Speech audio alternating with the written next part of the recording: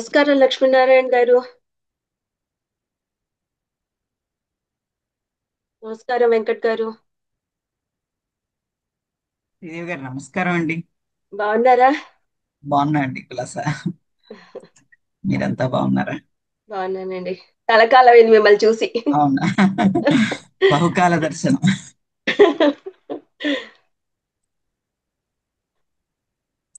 నమస్కారం ప్రసాద్ గారు.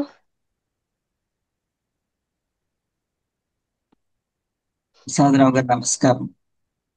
వెంకట్ గారు నమస్కారం అండి.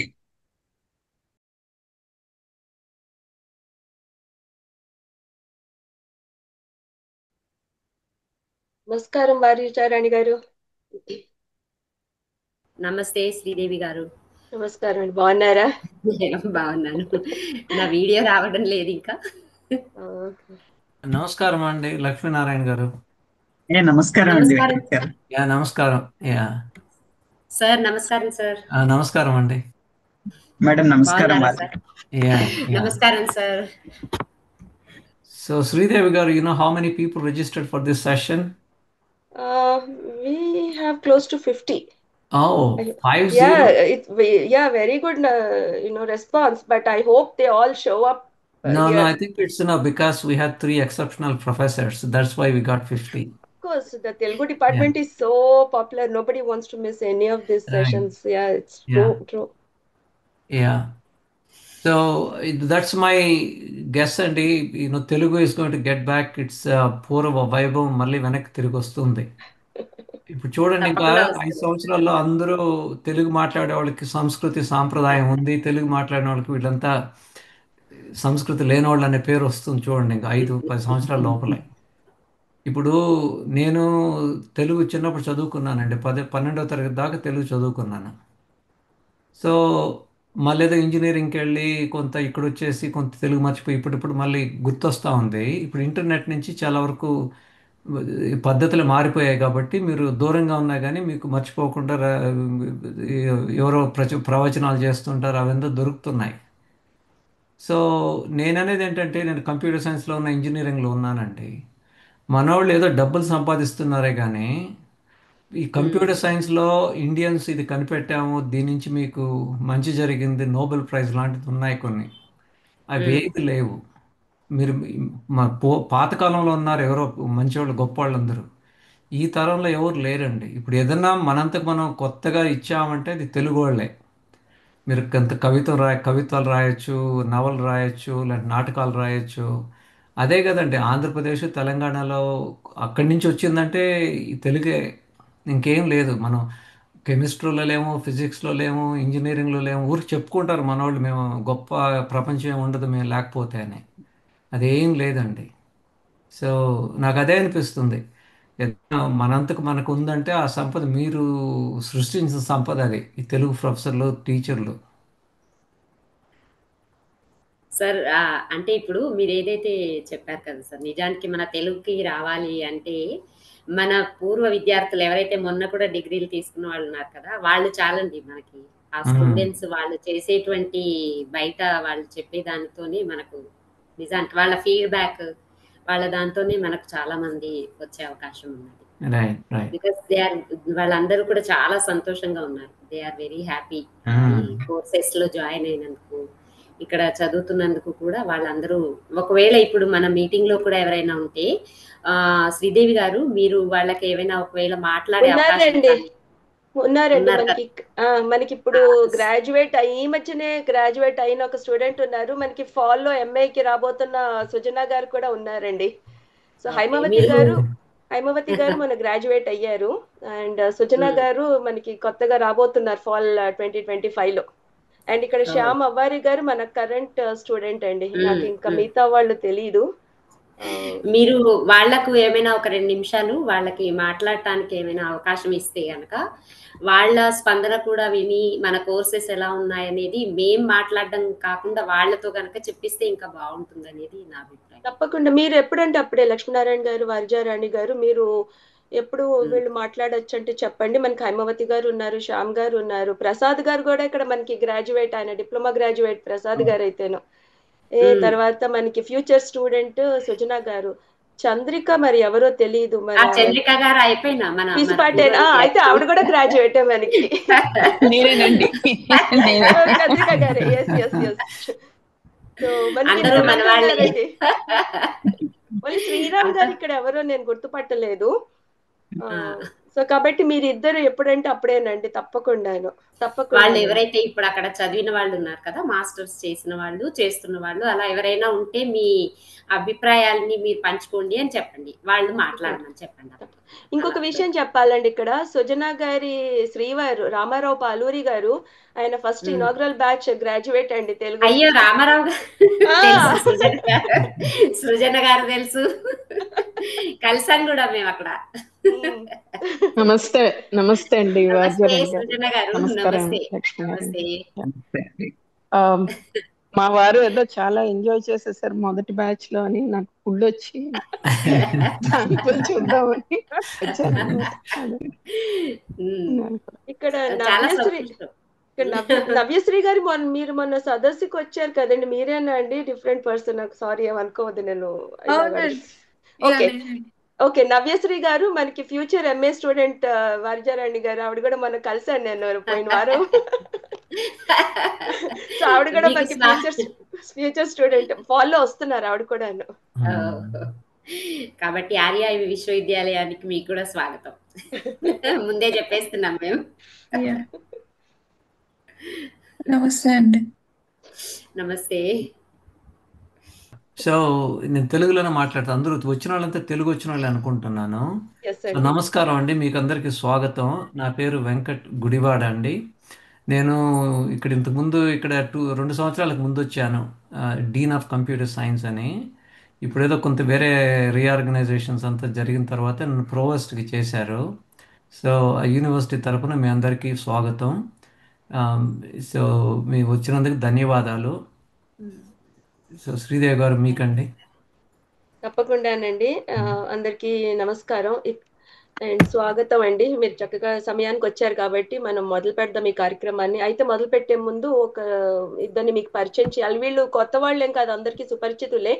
అయినా కానీ పరిచయం చేయడం నా బాధ్యతగా భావించి, నాకు ఐ టేక్ ప్రైడ్ అనమాట వీళ్ళని పరిచయం చేయాలని అంటే. అందుకని నా ఉద్దేశంతో పరిచయం చేస్తాను. ఇక్కడ మనకి డాక్టర్ పి వారిజారాణి గారు, తర్వాత గంగిశెట్టి లక్ష్మీనారాయణ గారు ఉన్నారు. వీళ్ళిద్దరూ కూడా మన ఆర్య యూనివర్సిటీ తెలుగు డిపార్ట్మెంట్ లో ఫ్యాకల్టీ అండి. నేను ఒక్క విషయం చెప్పాలి, ఇక్కడ వీళ్ళిద్దరితో పాటు ఇంకా మనకి ఇక్కడ లేని వాళ్ళు కూడా, వీళ్ళందరూ కూడా ఒక్కొక్కళ్ళు కూడా ఆణిముత్యాలండి.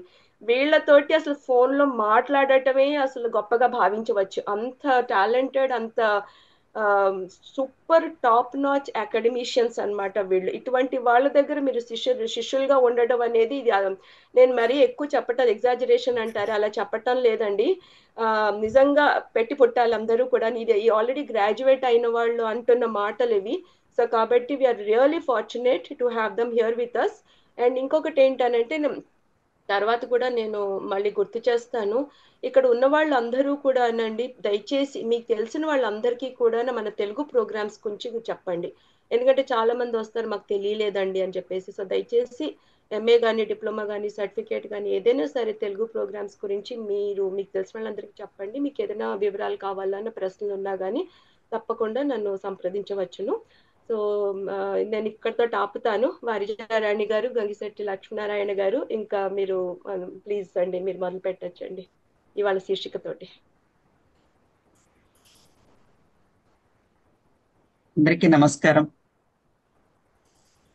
ఎల్లలు లేని ఎలక్ట్రానిక్ ప్రపంచంలో అంతర్జాలం అభిమాధ్యమంగా అధ్యయనం సాగుతున్న ఈ ఆధునిక కాలంలో ఆర్య విశ్వవిద్యాలయం ద్వారా భారతీయ కళలు, సంస్కృతి, భాషలు, అదేవిధంగా శాస్త్ర సాంకేతిక అంశాలు, వీటన్నింటినీ కూడాను ఆయా రంగాలలో తలస్పర్శి వైదుష్యం, జ్ఞానం కలిగినటువంటి అధ్యాపక బృందంతో ముందుకెళ్తూ ఉన్నటువంటి మన ఆర్య విశ్వవిద్యాలయంలో జరుగుతూ ఉన్నటువంటి అంతర్జాల మాధ్యమ సదస్సు వెబినార్ పరంపరలో భాగంగా తెలుగు విభాగం పక్షాన నిర్వహిస్తూ ఉన్నటువంటి ఈనాటి అంతర్జాల సదస్సు పదకవితా వైభవం. తెలుగు సాహిత్యంలో అనేక ప్రక్రియలున్నాయి,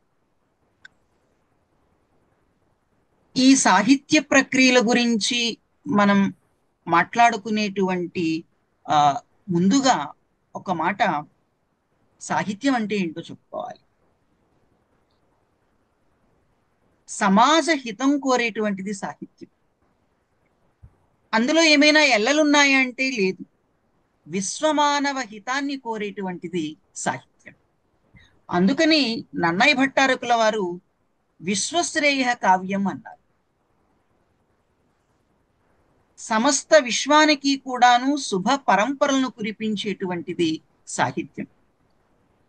అంటే ఒక విశాలమైనటువంటి దృక్పథం సాహితీకారుడికి ఉండాలి, కావ్య సృజనకారుడికి ఉండాలి అని ఉపదేశించారు నన్నయ్య భట్టారకుల వారు. కేవలం ఉపదేశాత్మకంగానే కాదు, సాహిత్యం యొక్క లక్ష్యాన్ని భారతంలో సుస్పష్టంగా చెప్పారు. సారమతింగవీంద్రులు ప్రసన్న కథా కవితార్థయుక్తిలో నరసిమేలు నానితరులక్షర రమ్యత నదరింప నానారుచిరార్థ సూక్తినిది ననయభట్టు తెనుంగునన్ మహాభారత సంహితారచన బంధురుడయ్యే జగద్ధితంబుగన్. ఇక్కడ జగద్ధితంబుగన్ అనేటువంటి ఒక ప్రయోగాన్ని చేశారు నన్నయ్య గారు. జగత్ హితం, ఈ రెండు పదాల యొక్క కలయికి జగద్హితం. అంటే లోకహితం కోసం ఈ మహాభారత రచనకు పూనుకున్నట్లుగా నన్నయ్య భట్టారకుల వారు చెప్పారు. అంతేకాదు, పోతపోసినటువంటి భక్తి కవిత్వ రాశికి వారాసి అయినటువంటి పోతన కవీంద్రుడు కూడా భాగవతం యొక్క ప్రారంభంలో ఈ జగద్ధితం అనేటువంటి మాటను ఆయన కూడా ప్రయోగించాడు. ఇమ్మనుజేశ్వరాధములకిచ్చి పురంబులు వాహనంబులను సొమ్ములు కొన్ని పుచ్చుకొని చొక్కి శరీరము వాసి కాలుచే సమ్మెట పోటులంబడక అని చెబుతూ బమ్మెర పోతరాజొకడు భాగవతంబు జగద్ధితంబుగన్, జగద్ధిత ప్రయోగాన్ని చేశారు.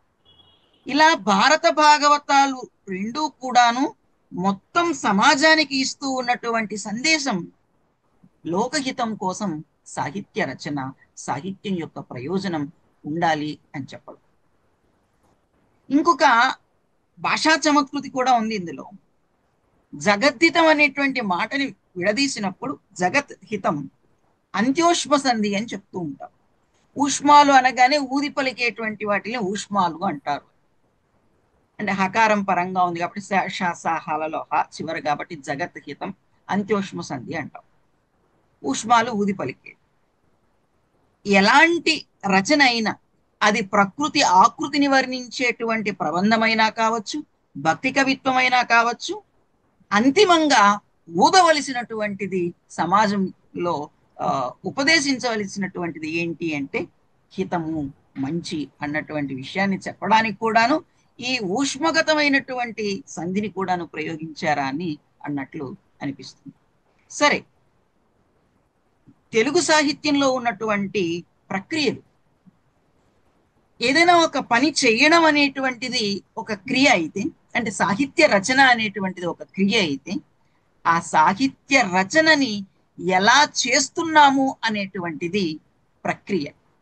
ఇతిహాసం, పురాణం, ప్రబంధం, యక్షగానం, ద్విపద, అదేవిధంగా పదకవిత, శతకం, ఆధునిక కాలంలో తీసుకున్నట్లయితే కథ, నాటకం, నవల, ఇలా రకరకాలైనటువంటి సాహిత్య ప్రక్రియలు ఉన్నాయి. ప్రక్రియకు వైవిధ్యం ఉందే తప్ప వైరుధ్యం లేదు. అభివ్యక్తిలో ఉన్నటువంటి వైవిధ్యమే తప్ప అందులో ఒక ప్రక్రియ అంటే మరొక ప్రక్రియకి పడకుండా ఉండడం అనేటువంటిది లేదు. ఒకవేళ అలా ఎక్కడైనా కనిపిస్తున్న మానవగతమైనటువంటి హృదయగత భావాల కారణంగా అలా ఉండొచ్చేమో, కానీ ఏ ప్రక్రియ అయినా సరే విశ్వమానవ హితాన్ని కోరుతూ మనిషిని మనీషిగా చేసేటువంటి ప్రయత్నం చేస్తుంది. తను ఉన్న స్థాయి నుంచి ఉన్నత స్థాయికి వెళ్లేందుకు సాహిత్యం దోహదపడుతుంది. తెలుగు సాహిత్య ప్రక్రియల్లో విలక్షణమైనటువంటి ప్రక్రియ పదకవిత. ఏంటి ఈ పదకవిత అని మనం ఆలోచించినప్పుడు శిష్ట సాహిత్యం కన్నా కూడా పద సాహిత్యమే ముందుగా పురుడు పోసుకుంటుంది. జానపద సాహిత్యం జ్ఞానపదమైనటువంటి జానపదం. అనేక రకాలైనటువంటి పాటలు, జాజర పాటలు కావచ్చు, లేదా అల్లనేరేడు పాటలు కావచ్చు, ఇవన్నీ కూడాను సహజమైనటువంటి సాహిత్యానికి చక్కటి ఉదాహరణ.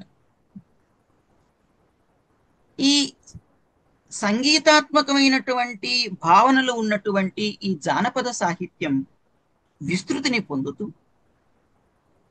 కృష్ణమాచార్యుల వారి యొక్క కాలంలో వచనాలు ఉంటే సింహగిరి నరహరి వచనాలు, అన్నమాచార్యుల వారి యొక్క కాలానికి ఈ పద సాహిత్యం తెలుగులో ఒక సుస్థిరమైనటువంటి స్థానాన్ని పొందింది. అన్నమాచార్యుల వారి యొక్క కాలంలో ఒక పరిణతిని ఈ పదకవిత్వం పొందింది అని మనం చెప్పుకోవచ్చు.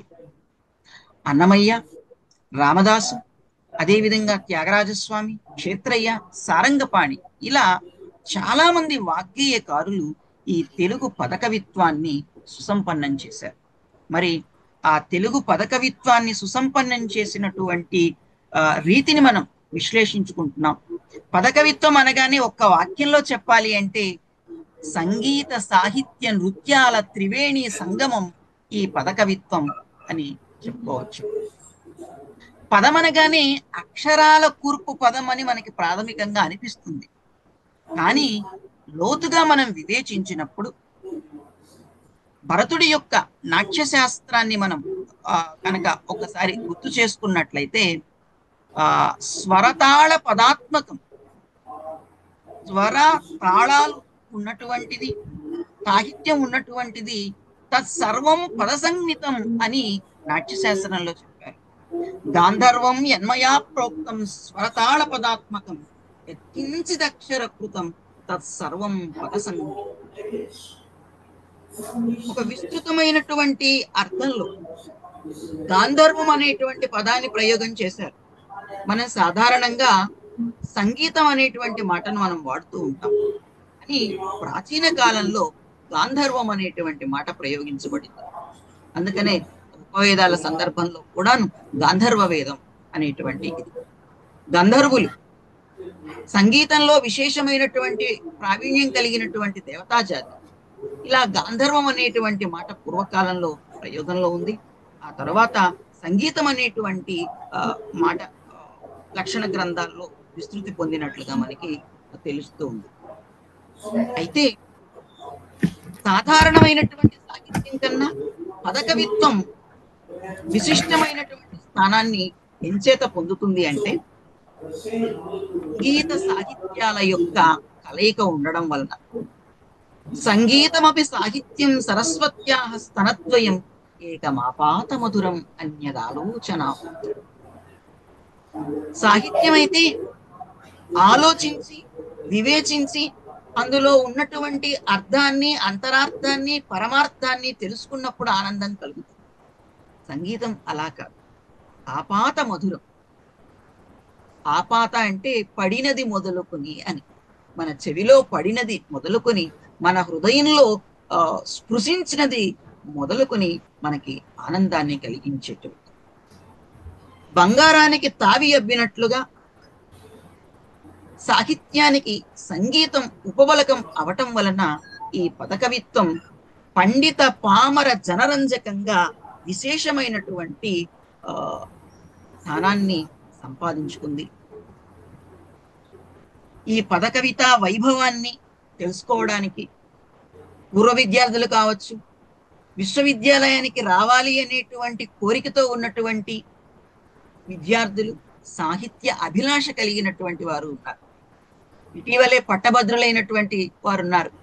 వారు కేవలం పట్టభద్రులే కాదు, తెలుగు భాషా సాహిత్యాలలో మంచి పట్టును సాధించినటువంటి పట్టుభద్రులు కూడా. అలా పట్టభద్రులు అందరూ కూడాను ఈ పదకవిత్వ వైభవం గురించి మరొక్కసారి తెలుసుకోవడానికి, మనం అందరం కలిసి చర్చించుకోవడానికి వాళ్ళ ఇచ్చేశారు. ఇది రేఖామాత్రంగా పదకవిత్వం యొక్క పరిచయం. మనలో ఆచార్య వారిజారాణి గారు కూడా ఉన్నారు. మీకు ఎవరికైనా సంగీతం వచ్చా అంటే వచ్చు అని అన్నప్పుడు మీరు ఎలా తెలుస్తుందండి వచ్చా లేదా అంటే సంగీతం పాడితే తెలుస్తుంది సంగీతం వచ్చా రాదా అని. అలా ఆ చక్కటి కంఠం, కవుల కళాల నుంచి జాలువారినటువంటి పద కవితలు కావచ్చు, పద్యాలు కావచ్చు, వారి గళం నుంచి వారి గంటం నుంచి జాలువారినటువంటి వాటిని తమ కంఠంలో శ్రావ్యంగా ఆలపించి విశ్లేషించేటువంటి ఆచార్య వారిజారాణి గారు కూడాను ఈనాటి సదస్సులో ఉండడం ఒక చర్చాత్మకమైనటువంటి పద్ధతిలో ఇవాల్టి సదస్సుని ముందుకు తీసుకువెళ్దాం. వారిజారాణి గారిని మాట్లాడాల్సిందిగా కోరుతున్నాను. అందరికీ నమస్కారం అండి. ఈ సదస్సులో మీ అందరితో పాటుగా నేను భాగస్వామిని కావటం, అందులో ఈరోజు మనం మాట్లాడుకుంటున్నటువంటిది పదకవిత వైభవం గురించి కాబట్టి నాకు పదమన్నా పద్యమన్నా పాట అన్నా ఏదైనా నాకు చాలా ఇష్టం. ఈరోజు మనం మాట్లాడుకుంటున్నటువంటి ఈ సదస్సుని, ఈ చర్చని నేను ఒక మంచి పాటతోనే మొదలు పెడతాను.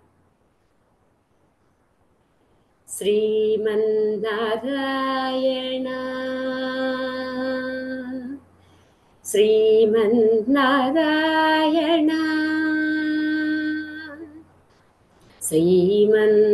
శ్రీమన్నారాయణ శ్రీమన్నారాయణ శ్రీమన్నారాయణని శ్రీపాదమే శరణు. శ్రీమన్నారాయణ శ్రీమన్నారాయణ శ్రీమన్నారాయణని శ్రీపాదమే శరణు.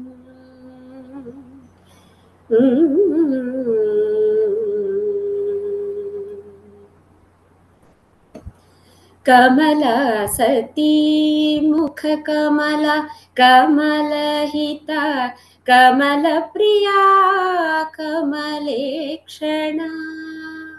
కమల సతీ ముఖ కమల కమలహిత కమల ప్రియా కమలేక్షణ. కమలాసనహిత గరుడ గమన శ్రీ కమలనాభని పద కమలమే శరణు. కమలాసనహిత గరుడ గమన శ్రీ కమలనాభని పద కమలమే శరణు. శ్రీమన్నారాయణ శ్రీమన్నారాయణ శ్రీమన్నారాయణని శ్రీపాదమే శరణు.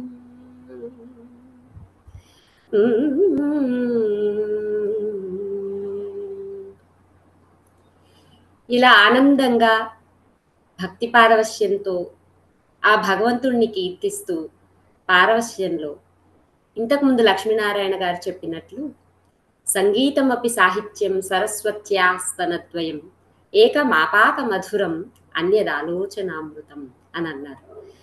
సంగీతాన్ని వదిలిపెట్టి సాహిత్యం లేదు, సాహిత్యాన్ని వదిలిపెట్టి సంగీతం లేదు.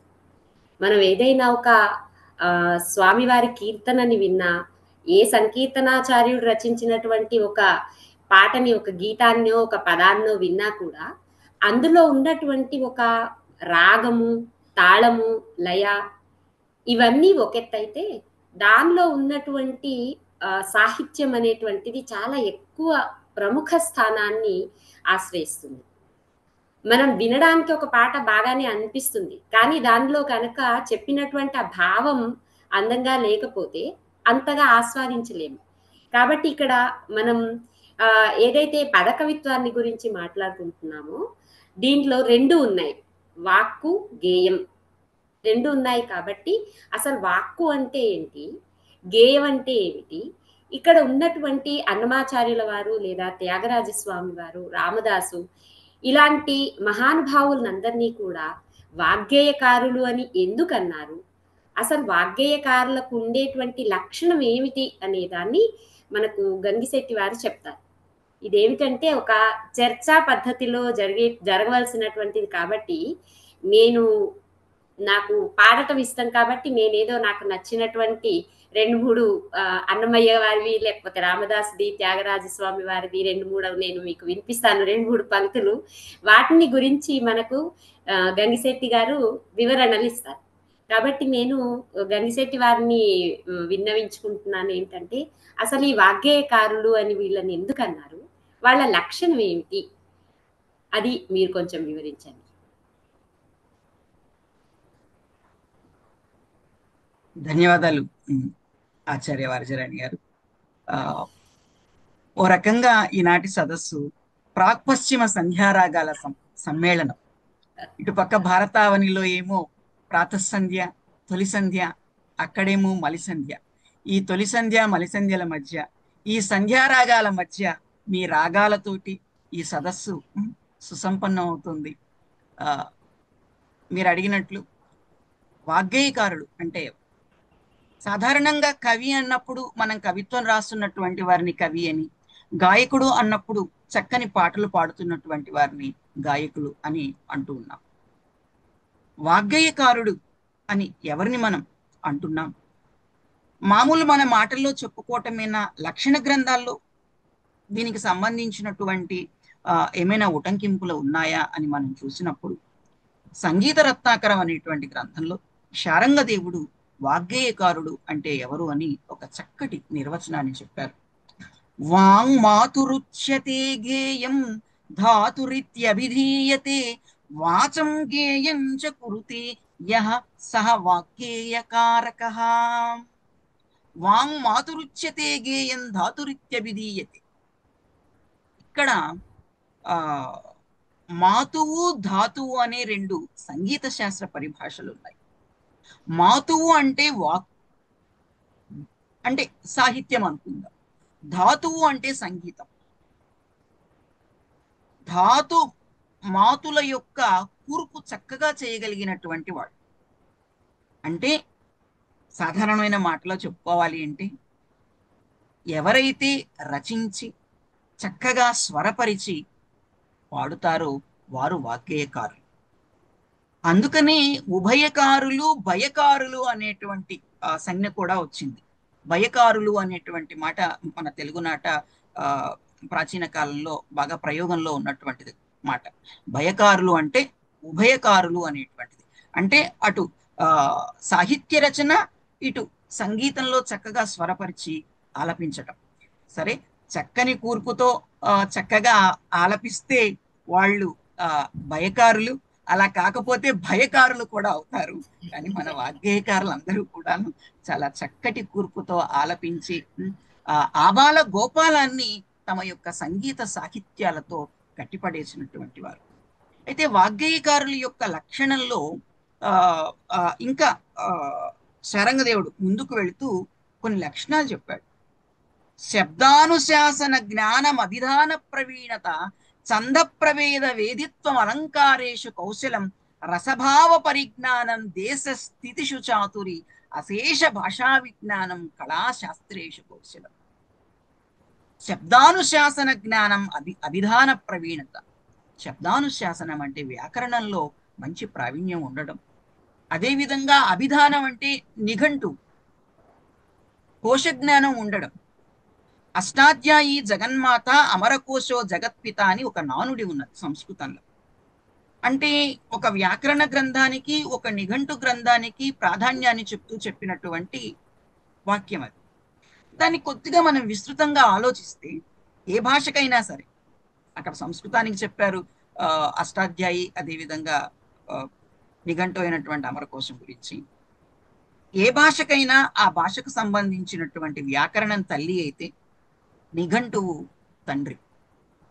ఒక బిడ్డ యొక్క వికాసానికి తల్లిదండ్రులు ఏ విధంగా దోహదపడతారో, ఒక సాహిత్యకారుడి యొక్క వికాసానికి వ్యాకరణం, నిఘంటువు అనేటువంటివి కూడాను దోహదపడతాయి. ఛంద ప్రభేద వేదిత్వం, రకరకాలైనటువంటి ఛందస్సులు, అంటే మార్గ ఛందస్సులే కాదు, దేశీ ఛందస్సులు. ఒక రకంగా చెప్పాలి అంటే ఒక లయ, ఆ లయాత్మకమైనటువంటి పరిజ్ఞానం ఉండాలి.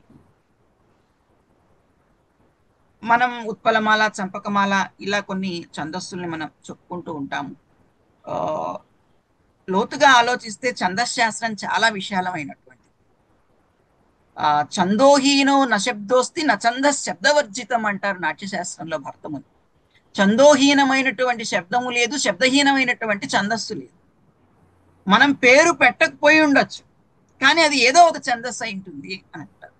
ఎలా చెప్తారు అంటే అక్కడే సమవృత్తాల సంఖ్య చెబుతూ ఎన్ని రకాలైనటువంటి ఛందస్సులు ఉన్నాయి, ఎంత వాటి సంఖ్య అంటే 13,42,17,726 ఛందస్సులు ఉన్నాయట. కాబట్టి మనం 4 మార్కుల కోసం చిన్నాడు చదువుకున్నటువంటి 4 ఛందస్సులే అని అనుకోకుండా ఈ ఛందశాస్త్రం చాలా విశాలమైనటువంటి, అంటే ఈ లయ, కూర్పు, తాళం ఇవి ఉన్నప్పుడు అది ఏదో ఒక ఛందస్సులోకి వెళ్ళి కూర్చుంటుంది అని మనం చెప్పుకోవచ్చు.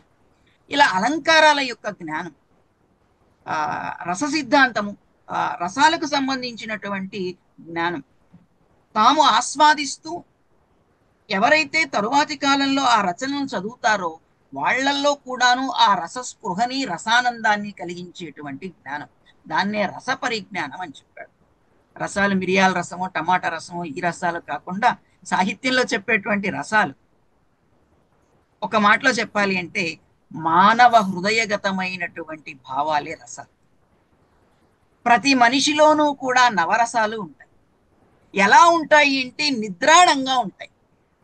బాహీరంగా ఒక సంఘటన తోడైనప్పుడు, అంటే రచనలో కావచ్చు, సమాజంలో ఎక్కడైనా కావచ్చు, ఒక సంఘటన తోడైనప్పుడు మనలో నిద్రపోతూ ఉన్నటువంటి ఆ రసాలు ఉత్తేజితమై స్థాయి భావాన్ని పొంది ఒక ఆనందాన్ని మనకి కలిగిస్తాయి. హాస్యం, మనం నవ్వుతాము, అప్పటి వరకు నవ్వు మనలోనే ఉంటుంది. ఎవరైనా ఒక చమత్కార వాక్యాన్ని చెప్పినప్పుడు అప్పటి వరకు నిద్రిస్తున్నటువంటి హాస్యరసం జాగృతమై హాసం నవ్వు రూపంలో బయటకు వస్తుంది.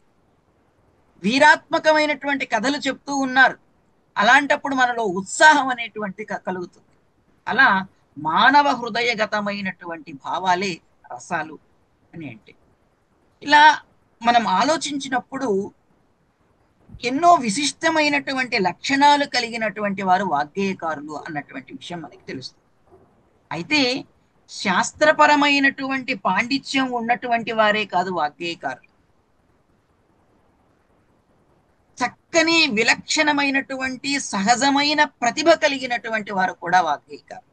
అంటే ఇవి కూర్చొని నేర్చుకొని ఉండకపోవచ్చు, కానీ వారికి ఉన్నటువంటి ప్రతిభా స్పృహతోటి పదాల కూర్పు చేయటంలో ఉన్నటువంటి ఆ ప్రత్యేకమైనటువంటి లక్షణంతో అంతరాంతరాలలో సాంప్రదాయిక పద్ధతిలో ఉన్న లక్షణాలు అనువర్తించకపోయినా చక్కని చిక్కని 16 అణాల తెలుగు తనంతో పదకవిత్వాలని రచించినటువంటి వారు కూడా ఇటువంటి జ్ఞానవంతులే అయి ఉంటారు.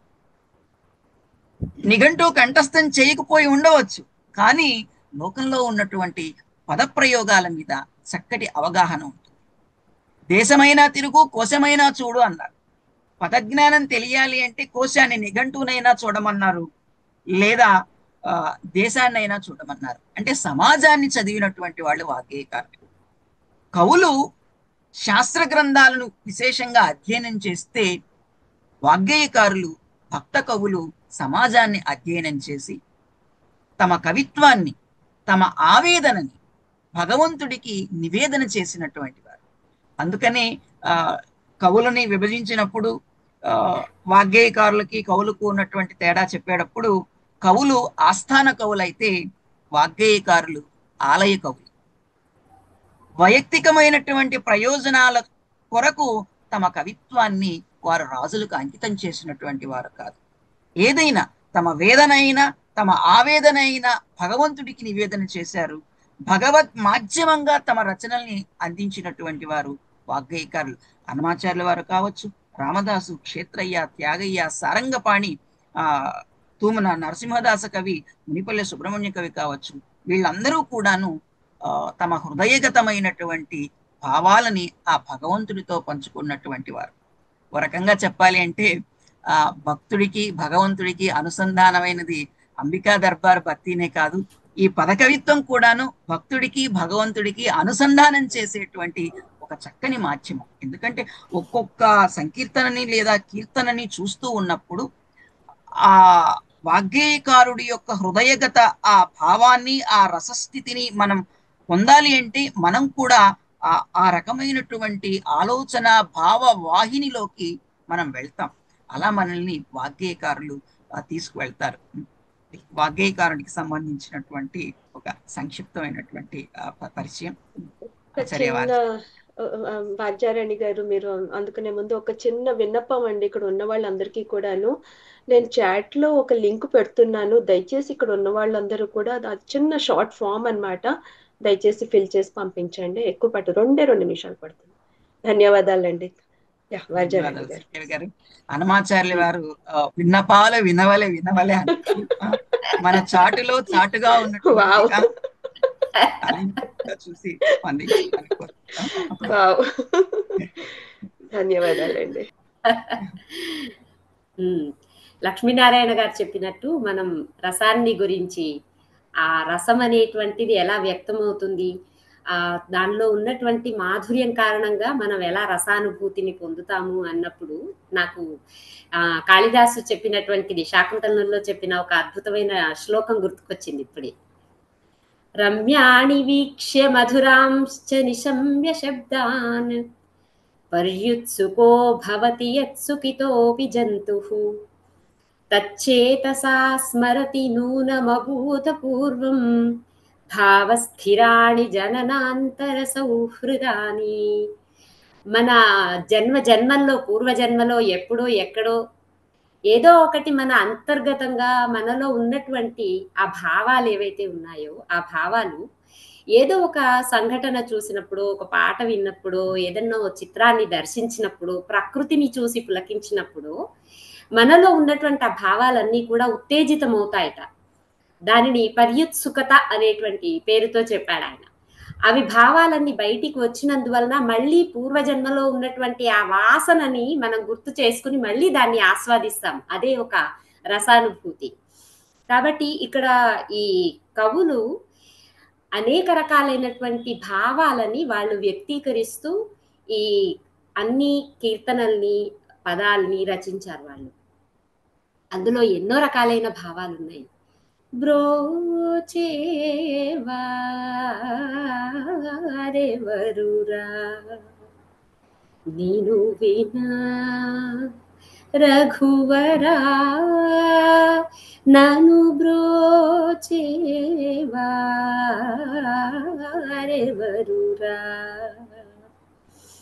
నీ చరణాంబుజములనే విడజాల కరుణాల వాల బ్రోచేవా ఆరెవరురా. ఓ చతురాననాదివందిత నీకు పరాకేలనయ్యా. ఓ చతురాననాదివందిత నీకు పరాకేలనయ్యా. ఓ చతురా నానాదివందిత నీకు పరాకేలనయ్యా. నీ చరితము పొగడలేని నా చింత తీర్చి వరములిచ్చి వేగమే. నీ చరితము పొగడలేని నా చింత తీర్చి వరములిచ్చి వేగమే. సనిద పదని సని నిద పమ పాదమ గమ పదని సదని పసానిద పమ గమ పదమ గరి సమాగమ పదమ పదని ససని నీ సదా దదని పాద మా పదని సానిద పమగ మనిదని పదమా పదని సమాగరి సని సానిద పసాని పమ గమ పదని బ్రోచేవా ఆరెవరురా శంకరాభరణంలో చెప్పినట్లు ఎప్పుడైతే ఈ కీర్తనని పాడుతూ ఉన్నప్పుడు దానిలో ఉన్నటువంటి సాహిత్యాన్ని మనం అర్థం చేసుకుంటేనే అందులో ఉన్నటువంటి ఆర్తి అనేటువంటిది వ్యక్తం చేసే అవకాశం ఉంటుంది. మనం ఏదైతే పాటను పాడుతున్నామో దానిలోని భావమే మనకు అర్థం కాకపోతే అక్కడ మనకు ఆ సాహిత్యంలోని భావం ఎలా వ్యక్తం అవుతుంది? వ్యక్తం కాదు కదా. అందుకే అది లేకపోతే గనక బ్రోచేవారెవరురా టటటట నేను వినా టటటట రఘువర టటటట నన్ను బ్రోచేవారెవరురా అని ఏదో రైళ్లు కార్లు బస్సులు పరిగెడుతున్నట్టుగా అది వస్తుంది అన్నట్టుగా ఉంటుంది. అంటే ఈ వీళ్ళని నేను పరమ భాగవతోత్తములని అంటాను. ఈ ఎవరైతే సంకీర్తనాచార్యులు పదకవులు వీళ్ళందరూ ఉన్నారో వాళ్ళ భావాలని, వాళ్ళ ఆర్తిని, వాళ్ళ వ్యధని, వాళ్ళ భక్తిని, ఏ రకం వాళ్ళ ఆనందాన్ని కూడా పంచుకోవటానికి వాళ్ళు మాటలని వాళ్ళు పాటల రూపంలో, పదాల రూపంలో, సంకీర్తనల రూపంలో ఆనందంగా ఆలపిస్తూ వాళ్ళు ఆ భక్తిలో రక్తిలో మునిగి తేలుతూనే మనందరినీ కూడా ఆనంద సాగరంలో మనని తేలియాడించారని నాకు అనిపిస్తుంది. అయితే ఇక్కడ గంగిశెట్టి గారు నాకు ఒక చిన్న సందేహం ఏంటంటే, ఇక్కడ పదం అంటున్నాము, సంకీర్తన అంటున్నాము, కీర్తన అంటున్నాము, కృతి అంటున్నాము, ఇన్ని రకాల పేర్లు ఉన్నాయి కదా. అసలు వీటి మధ్య ఏమైనా భేదం ఉందా, లేకుంటే అన్ని ఒకే అర్థంలో వాడచ్చా ఏంటి? కొంచెం నాకు నా సందేహాన్ని తీరుస్తారని నేను మిమ్మల్ని అడుగుతున్నాను. ఒక చక్కటి కీర్తన మాధ్యమంగా మమ్మల్ని అందరినీ కూడాను ఒక అలౌకికమైనటువంటి ప్రపంచంలోకి తీసుకెళ్ళారు. భవనాల్లో కూర్చొని ఉన్నాం కాబట్టి అలా పైకి వెళ్తుంటే స్లాబులు తగులుతున్నాయి. ఒక అలౌకికమైనటువంటి ఒక మానసిక ఆనందాన్ని, అవధులు లేని ఆనందాన్ని సంగీతం ద్వారా ఎలా ఆస్వాదించవచ్చు అనేటువంటి దాన్ని చక్కగా పరిచయం చేశారు. ఎవరు బ్రోచేరు అన్నారు? ఆ పరమాత్మే బ్రోచేవారు, ఆ పరమాత్మే బ్రోచేరు అనడానికి ఆ కీర్తన ఒక బ్రోచర్, ఒక సంక్షిప్త వివరణలాగా అనిపించేటువంటి దాన్ని తెలియజేసినందుకు ధన్యవాదాలు. మీరు అన్నట్లు పదకవిత్వంలో సంకీర్తన, కీర్తన, పదం, కృతి అనేటువంటి మాటలు విరివిగా వాడుతూ ఉంటాం. అన్ని పద సాహిత్యానికి సంబంధించినవి అయినప్పటికీ లక్షణగతంగా చూసినప్పుడు వీటి మధ్య ఒక సన్నని పొర ఉంది. ఏమిటి ఆ పొర అనుకున్నప్పుడు పద సాహిత్యం విస్తృతమైనటువంటిది. అందులో ఉన్నటువంటి ధాతుమాతువుల యొక్క ప్రాధాన్యం, అంటే సంగీత సాహిత్యాల యొక్క ప్రాధాన్యం, అవి ఏ రకంగా ఆలపిస్తూ ఉన్నారు అనేటువంటి అంశం, వీటిని దృష్టిలో పెట్టుకొని వీటి మధ్య కొన్ని లక్షణాలని పండితులు, విమర్శకులు చెప్పి ఉన్నారు. సంకీర్తనం, అన్నమాచార్యుల వారి యొక్క రచనలకి సంకీర్తనలు అని పేరు. సమ్యక్ కీర్తనం సంకీర్తనం, ఆ భగవంతుణ్ణి త్రికరణ శుద్ధితో స్తుతించడం, త్రికరణ శుద్ధితో స్మరించడం. మనసా వాచా కర్మణ, మనోవాక్కాయ కర్మలు. అన్నమాచార్యుల వారే ఓ సందర్భంలో అంటారు, త్రికరణ శుద్ధిగా చేసిన పనులకు దేవుడు మెచ్చును, లోకము మెచ్చును అని. అలా త్రికరణ శుద్ధితో ఆ భగవంతుణ్ణి కీర్తించటం సంకీర్తనం. అన్నమయ్య సంకీర్తనల్లో మనం పల్లవి, అదేవిధంగా చరణాలని మనం చూస్తూ ఉంటాం. వాటి నిర్మాణగతమైనటువంటి అంశాలని మనం తర్వాత మాట్లాడుకుందాం.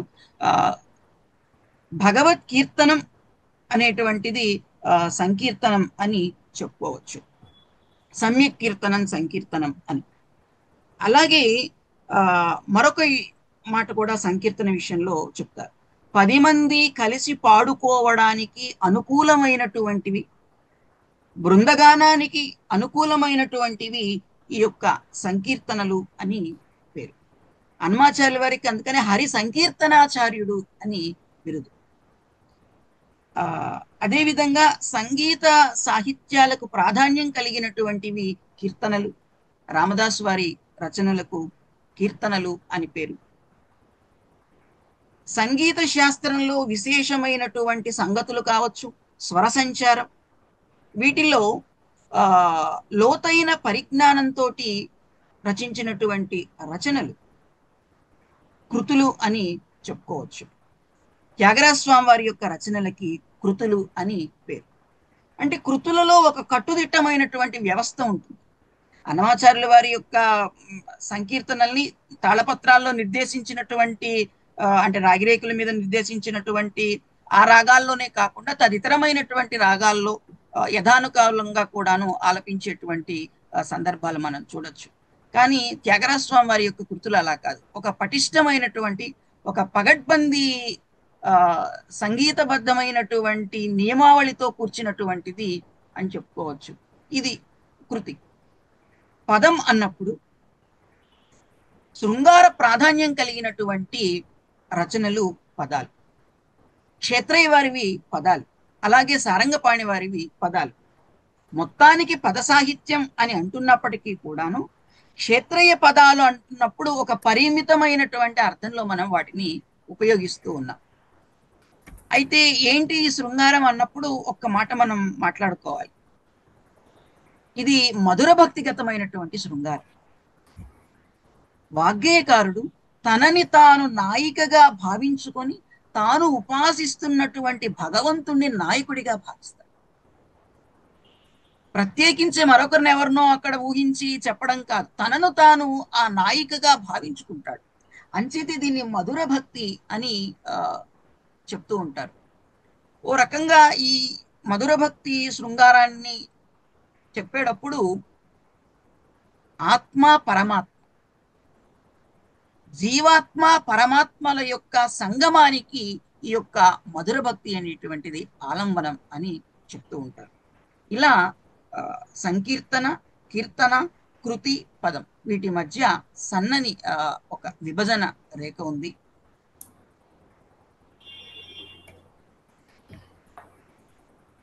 మనకు ఈ సంకీర్తనాచార్యులు అన్నమాచార్యులు వారు కావచ్చు, రామదాసు కావచ్చు, లేదా త్యాగరాజు కావచ్చు, వీళ్ళు కీర్తనలు రాస్తూ ఉన్నప్పుడు వీళ్ళ మధ్యలో ఒకరి ప్రభావం ఇంకొకరి మీద కనిపించడం కానీ, లేదా వీళ్ళలో కొన్ని సమానమైనటువంటి అంశాలు, అంటే భేద సాదృశ్యాలు అంటారు కదా, అలా ఏవైనా సాదృశ్యాలు కానీ ఇలాంటివి ఏమైనా కనిపిస్తాయా అని నేను ఒకసారి చూశాను. అంటే దీని సందర్భంగా నేను చూస్తున్నప్పుడు మనకు అన్నమయ్య అనేమో మొట్టమొదట ఆయన రాసినటువంటి కీర్తన, మొదటి కీర్తనే అనుకుంటున్నాను నేను. అదివో అల్లదివో శ్రీహరివాసము 10,000 శేషుల పడగలమయము, అదివో అల్లదివో శ్రీహరివాసము అని ఈయన కీర్తించాడు. ఈయన కీర్తిస్తే రామదాస్ కూడా అలాగే ఇదిగో భద్రాద్రి గౌతమి అదిగో చూడండి అని ఆయన అన్నారు. అలాగే ఇటువంటివి అంటే ఒక భక్తిలో కానీ భగవంతుణ్ణి కీర్తించడంలో కానీ వీళ్ళలో కొంచెం ఒక్కొక్కసారి ఒక్కొక్కలాంటి కొంచెం పోలికలు ఇలాంటివన్నీ కూడా కనిపిస్తూ ఉంటాయి. రామదాసు ఒక అద్భుతమైనటువంటి ఆధ్యాత్మిక పద్ధతిలో రాసినటువంటిది నాకు చాలా ఇష్టమైనది ఉంది ఒకటి. అదేంటంటే అంతా రామమయం ఈ జగమంతా రామమయం అంతా రామమయం. ఈయననేమో అంతా రామమయం అని ఈయన అంటే, అన్నమాచార్యుల వారేమో ఆ భగవంతుణ్ణి గురించి వర్ణిస్తూ ఎక్కడికో మనల్ని కూడా తీసుకుని వెళ్ళిపోతూ ఉంటారు అక్కడికి.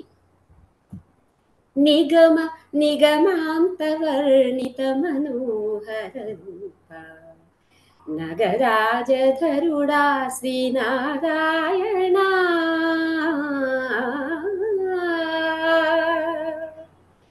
నిగమ నిగమాంత వర్ణిత మనోహర రూప నగరాజధరుడా శ్రీనారాయణ నారాయణ శ్రీమన్నారాయణ నారాయణ వెంకటనారాయణ దీపించు వైరాగ్య దివ్య సౌఖ్యమీయ నోపక కదా నన్ను నోడబరపుచు పై పై పై పైని సంసార బంధముల కట్టేవు నా పలుకు చెల్లునా నారాయణ పై పైని సంసార బంధముల కట్టేవు నా పలుకు చెల్లునా నారాయణ నిగమ నిగమాంతవర్ణిత మనోహర రూప నగరాజధరుడా శ్రీనారాయణ. ఇలా అద్భుతంగా, అంటే వాళ్ళ అసలు ఆధ్యాత్మికత అంటే ఏమిటి, భక్తి అంటే ఏమిటి, అలా ఏమి తెలియనటువంటి ఒక పామరుల్ని కూడా వాళ్ళు ఎక్కడికో తీసుకుని వెళ్ళిపోతారు. ఆ పాట వింటే చాలు మనకి తెలియకుండానే ఆ భగవంతుల్లో లీనమైపోతాం ఆ పాట వింటే.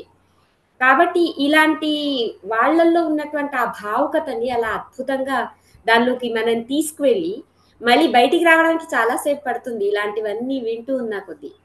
పాహి రామ ప్రభో పాహి రామ ప్రభో పాహి భద్రాద్రి వైదేహి రామ ప్రభో పాహి రామ ప్రభో. ఇది రామదాసు రచనా శైలి. ఏంటంటే అది ఒక భజన చేసుకోవడానికి చాలా హాయిగా మనం పాడుకోవడానికి చాలా అనువుగా ఉంటాయి. సీతారామ స్వామి నే చేసిన నేరమునేమి ఖ్యాతిగా నీ పదకంజయుగమునే ప్రీతిగా దల్పక భేదమించి తిను సీతా రామస్వామి నే చేసిన నేరములేమి. నన్ను కరుణించవయ్యా అంటే నీవు నన్ను కరుణించకుండా నేనేం చేశాను, నేనేం నేరం చేశానని నీవు నన్ను ఇంకా కరుణించట్లేదని ఆ భగవంతుణ్ణి ఒక భక్తితోని క్వశ్చన్ చేయడము, ప్రశ్నించడమో, లేకపోతే తిట్టడమో, విమర్శించడమో, అన్ని రకాలుగా కూడా నన్ను దెబ్బలన్నీ కొడుతూ ఉన్నారయ్యా, నన్ను వచ్చి రక్షించవయ్యా అని అటు అన్నమాచార్యులు వేడుకున్నాడు, ఇక్కడ రామదాసు కూడా వేడుకున్నాడు.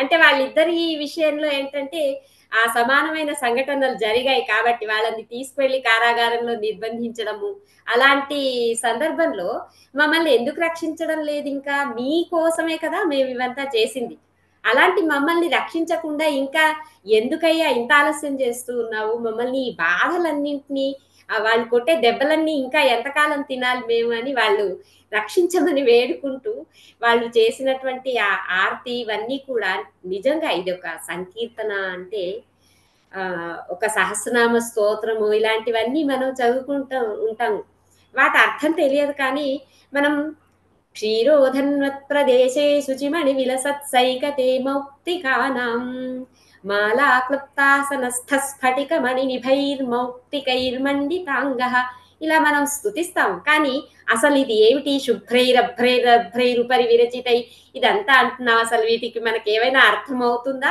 కేవలం కళ్ళు మూసుకుని అలా స్తోత్రాలన్నీ చదువుతున్నామా అన్నట్టుగానే ఉంటుంది. కానీ ఇక్కడ అది కాదు. వాళ్ళు ఏదైతే ఒక ఆ భగవంతుడి పట్ల వాళ్ళ భావాన్ని వాళ్ళు అనుభవించారు, అనుభవించినటువంటి అనుభూతి చెందినటువంటి భావాలని మనతో కూడా అనుభవింపజేశారు. అక్కడ మనం చూస్తాం కదా, పోతన వామనావతార ఘట్టంలో వామనుణ్ణి వర్ణిస్తూ ఉన్నప్పుడు అక్కడ ఏంటంటే రవిబింబం భూపమింప భాత్రమగు ఛత్రంబై శిరోరత్నమై శ్రవణాలంకృతియై కళాభరణమై సౌవర్ణకేయూరమై. ఆ సూర్యబింబము ఎలా ఎలా ఎలా అది కిందికి దిగుతూ వస్తోంది, ఈయన పైకి వెళ్తూ ఉన్నాడు అనేటువంటిది ఆ పద్యం చదువుతున్నప్పుడు నిజంగానే మనం ఏంటంటే ఇలా ఉన్నటువంటి మనము విష్ణుని చూడాలంటే అలా అలా అలా పైకి ఎత్తి తల చూస్తాము, సూర్యబింబాన్ని గురించి చూడాలంటే పైనుంచి కిందికి మనం చూడాలి, పైకి చూడాలా కిందికి చూడాలా అని అర్థం కానటువంటి ఒక సందిగ్ధమైనటువంటి స్థితిలో మనని పోతన్న గారు పడవేస్తే, వీళ్ళేమో అసలు మనము ఏ విధంగా మనం ఆలోచించాలి, ఆ భగవంతుని గురించి ఎన్ని రకాలైనటువంటి ఆ భావము అదంతా మనకు తెలుస్తుంది.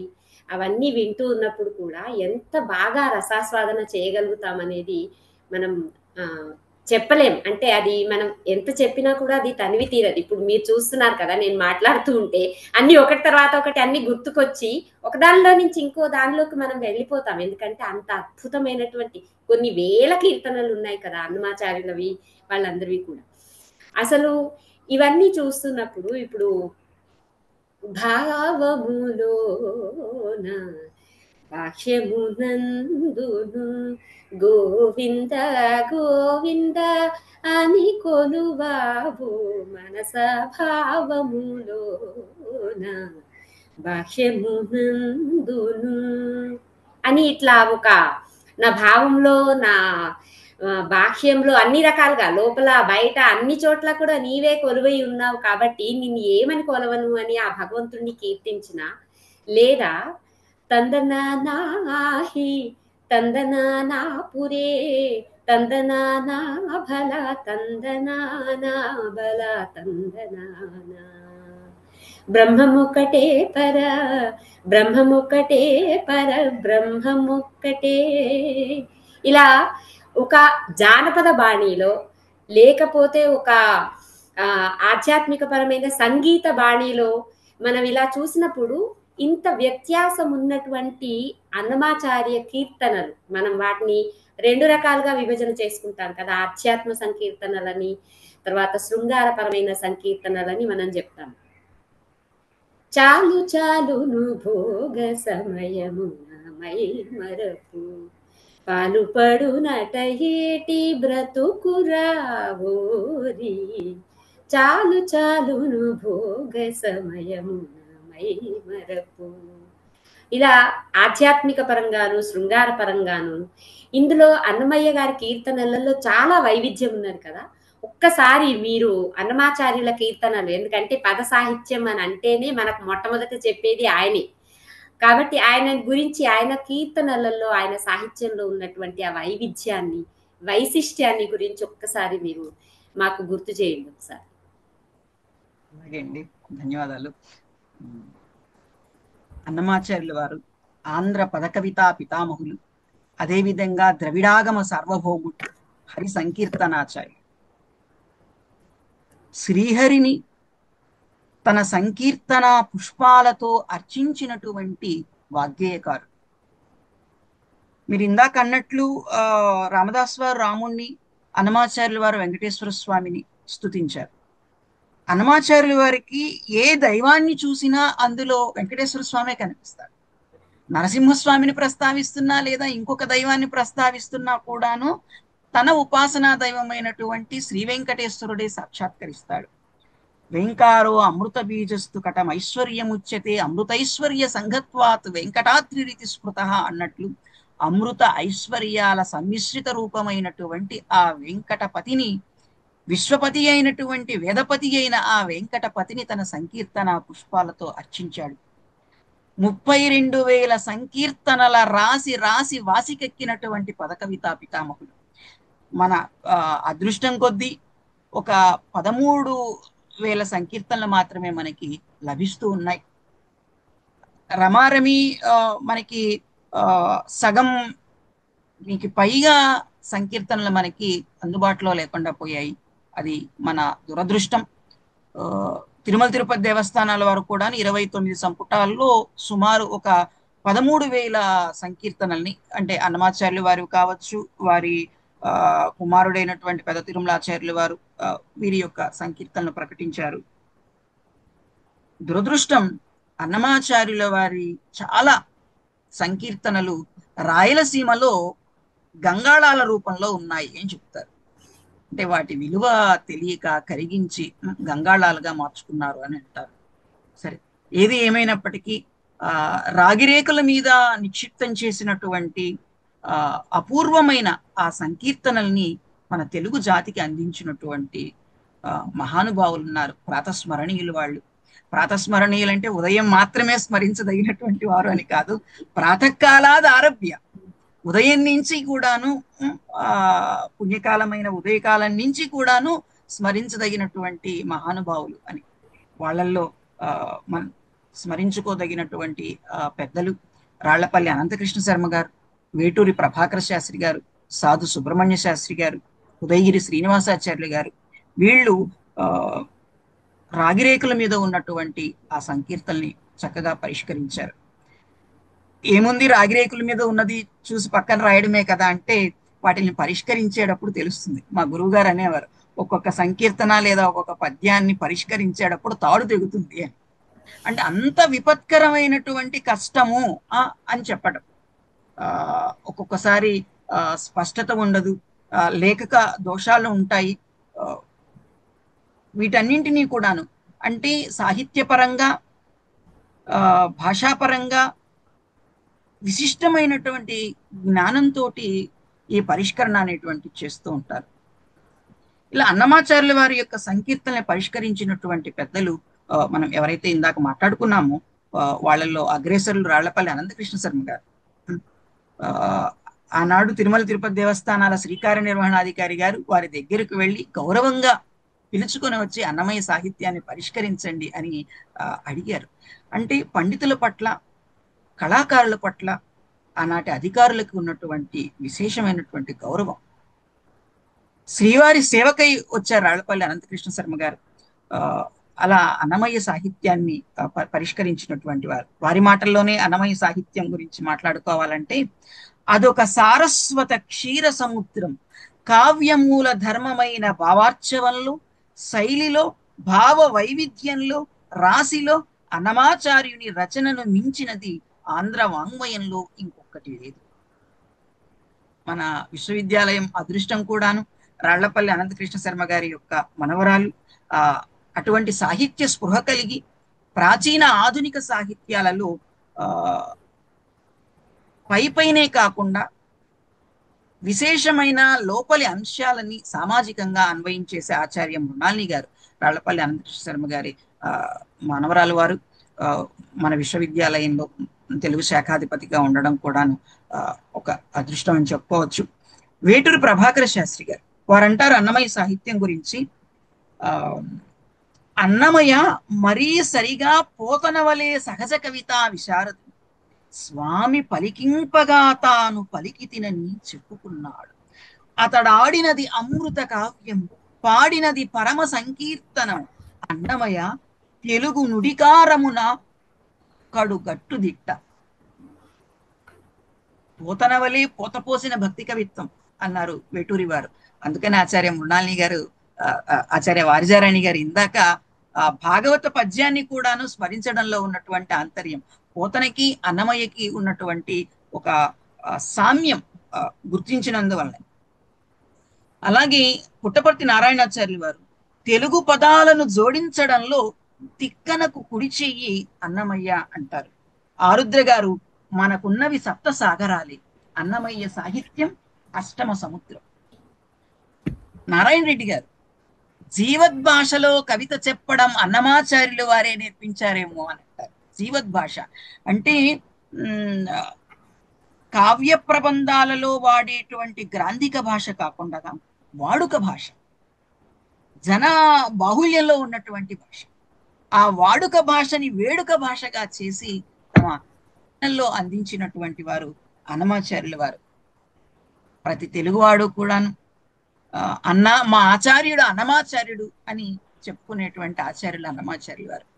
ఇంకొక మాట అనాలి అంటే మనం తిరుమల తిరుపతి దేవస్థానాల వారు అన్నమాచార్య ప్రాజెక్టు ద్వారా చాలా మంది కళాకారులకి ఒక ఆర్థికమైనటువంటి భరోసాని, ఒక హార్దికమైనటువంటి భరోసాని ఇస్తూ ఉన్నారు. అందుకని ఆ కళాకారులు అందరూ కూడాను అన్నమయ్య మా అన్నమయ్య అని చెప్తూ ఉంటారు. అంటే ఒక దిశానిర్దేశం చేసి తరువాతి వారిని నడిపించినటువంటి వాగ్గేయకారుడు అన్నమయ్య. అన్నమయ్య యొక్క సంకీర్తనల్ని మనం చూసినప్పుడు పల్లవి అదేవిధంగా చరణాలలో సాగుతూ ఉంటుంది. ఈ పల్లవి చరణాలలో యతిప్రాసలు కూడా ఉండటం విశేషం. సాధారణంగా పద్యంలో మనం యతిప్రాసలు చూస్తూ ఉంటాం, కానీ అన్నమయ్య సంకీర్తనల్లో యతిప్రాసలు మనకి తారసపడుతూ ఉంటాయి. అదేవిధంగా నిర్మాణ పరంగా చూసినప్పుడు కొన్ని సందర్భాలలో సీస పద్యాల యొక్క నిర్మాణపు నడక కూడా అన్నమయ్య సంకీర్తనల్లో మనకి కనిపిస్తూ ఉంటుంది. ఇందాక మీరు భావములో నా బాహ్యమునందున గోవింద గోవిందయని కొలువు మనస అనేటువంటి సంకీర్తనని ఆలపించారు. సంకీర్తనని మనం కొద్దిగా చూసినప్పుడు భావములోన బాహ్యమునందున, ఇక్కడ భావం అంటే ఒక పద్యానికో ఒక సంకీర్తనకో ఉండేటువంటి తాత్పర్యం భావం, ఆ భావం కాదు. భావం అంటే మనస్సు. ఇందా కాళిదాసు శ్లోకాన్ని ప్రస్తావించారు మీరు, భావస్థిరాని జననాంతర సౌహృదాని అన్నట్లుగా. మనస్సులో అని చెప్పడానికి అన్నమయ్య ప్రయోగించినటువంటి మాట భావము అని. భావములోన బాహ్యమునందున అంటే నీ హృదయంలోనూ బాహిరంగాను కూడాను ఆ పరమాత్మని గోవింద గోవిందయని కొలువవు మనస. మనసుతో సంభాషణ చేస్తారు వాగ్గేయకారులు. అన్నమయ్య దానికి ఒక ముద్ర వేసి తర్వాత వారిని నడిపించినటువంటి వారు. ముద్దురా అన్నవాడిని కూడాను ఆయన ముద్దురా అని నడిపించగలిగినటువంటి వాడు. ఎందుకంటే తన ముద్రను ఆ విధంగా వేసినటువంటి ఆయన. ఇక్కడ మరొక విషయం కూడా, మనస్యేకం వచస్యేకం కర్మణ్యేకం మహాత్మనాం అని చెప్తూ ఉంటారు. అంటే మహానుభావులు మనస్సులో ఏదైతే ఉంటుందో మాటలో అదే ఉంటుంది, మాటలో ఏదైతే ఉంటుందో చేతలో అదే ఉంటుంది. అంటే త్రికరణాలను కూడాను ఏకత్రీకరించడం. మనం విశ్వసించినటువంటి భగవంతుణ్ణి మనస వాచ కర్మణ కూడాను ఏకత్రీకరించి ఉపాసించాలి అన్నటువంటి అంశాన్ని చెప్తుంది. ఇది సామాజికంగా కూడా మనం అన్వయించుకోదగినటువంటిది. మనసులో ఏదైతే ఉందో అదే మాట్లాడు. అంటే మనసులో ఏమో ఎక్కడ లేనంత ద్వేషం పెట్టుకొని పైకేమో ప్రేమని చిలకరిస్తున్నట్లుగా మాట్లాడడం అలా కాదు. మనసులో ఏదైతే ఉందో మాటలో అదే ఉండడం. ఏదైతే చెబుతున్నామో దాన్నే ఆచరణలో చూపించడం. చెప్పడం సులభం, కానీ ఆచరణ అంత సులభం కాదు. వాగ్గేయకారులు తాము చెబుతున్నటువంటి అలౌకికమైన సాధారణ జీవితాన్ని తాము ఆచరించి ఇతరులకు చూపించినటువంటి వారు. అందుకని అనుష్ఠాన వేదాంతాన్ని ఉపాసించినటువంటి వారు అన్నమాచార్యులు కానీ ఇతర వాగ్గేయకారులు కానీ. గోవింద శబ్దం మీరు ఇందాక మాట్లాడుతూ, మనం చక్కగా పాటలు వింటూ ఉంటాము, పద్యాలు వింటూ ఉంటాం, వాటిలో అర్థాలు మనం తెలుసుకోవాలి అని. నిజమే, అర్థం కాకుండా కేవలం సంగీతంతోటే మనం ఆనందాన్ని పొందితే ఆ వాగ్గేయకారుడి యొక్క లక్ష్యం పూర్తిగా నెరవేరదు.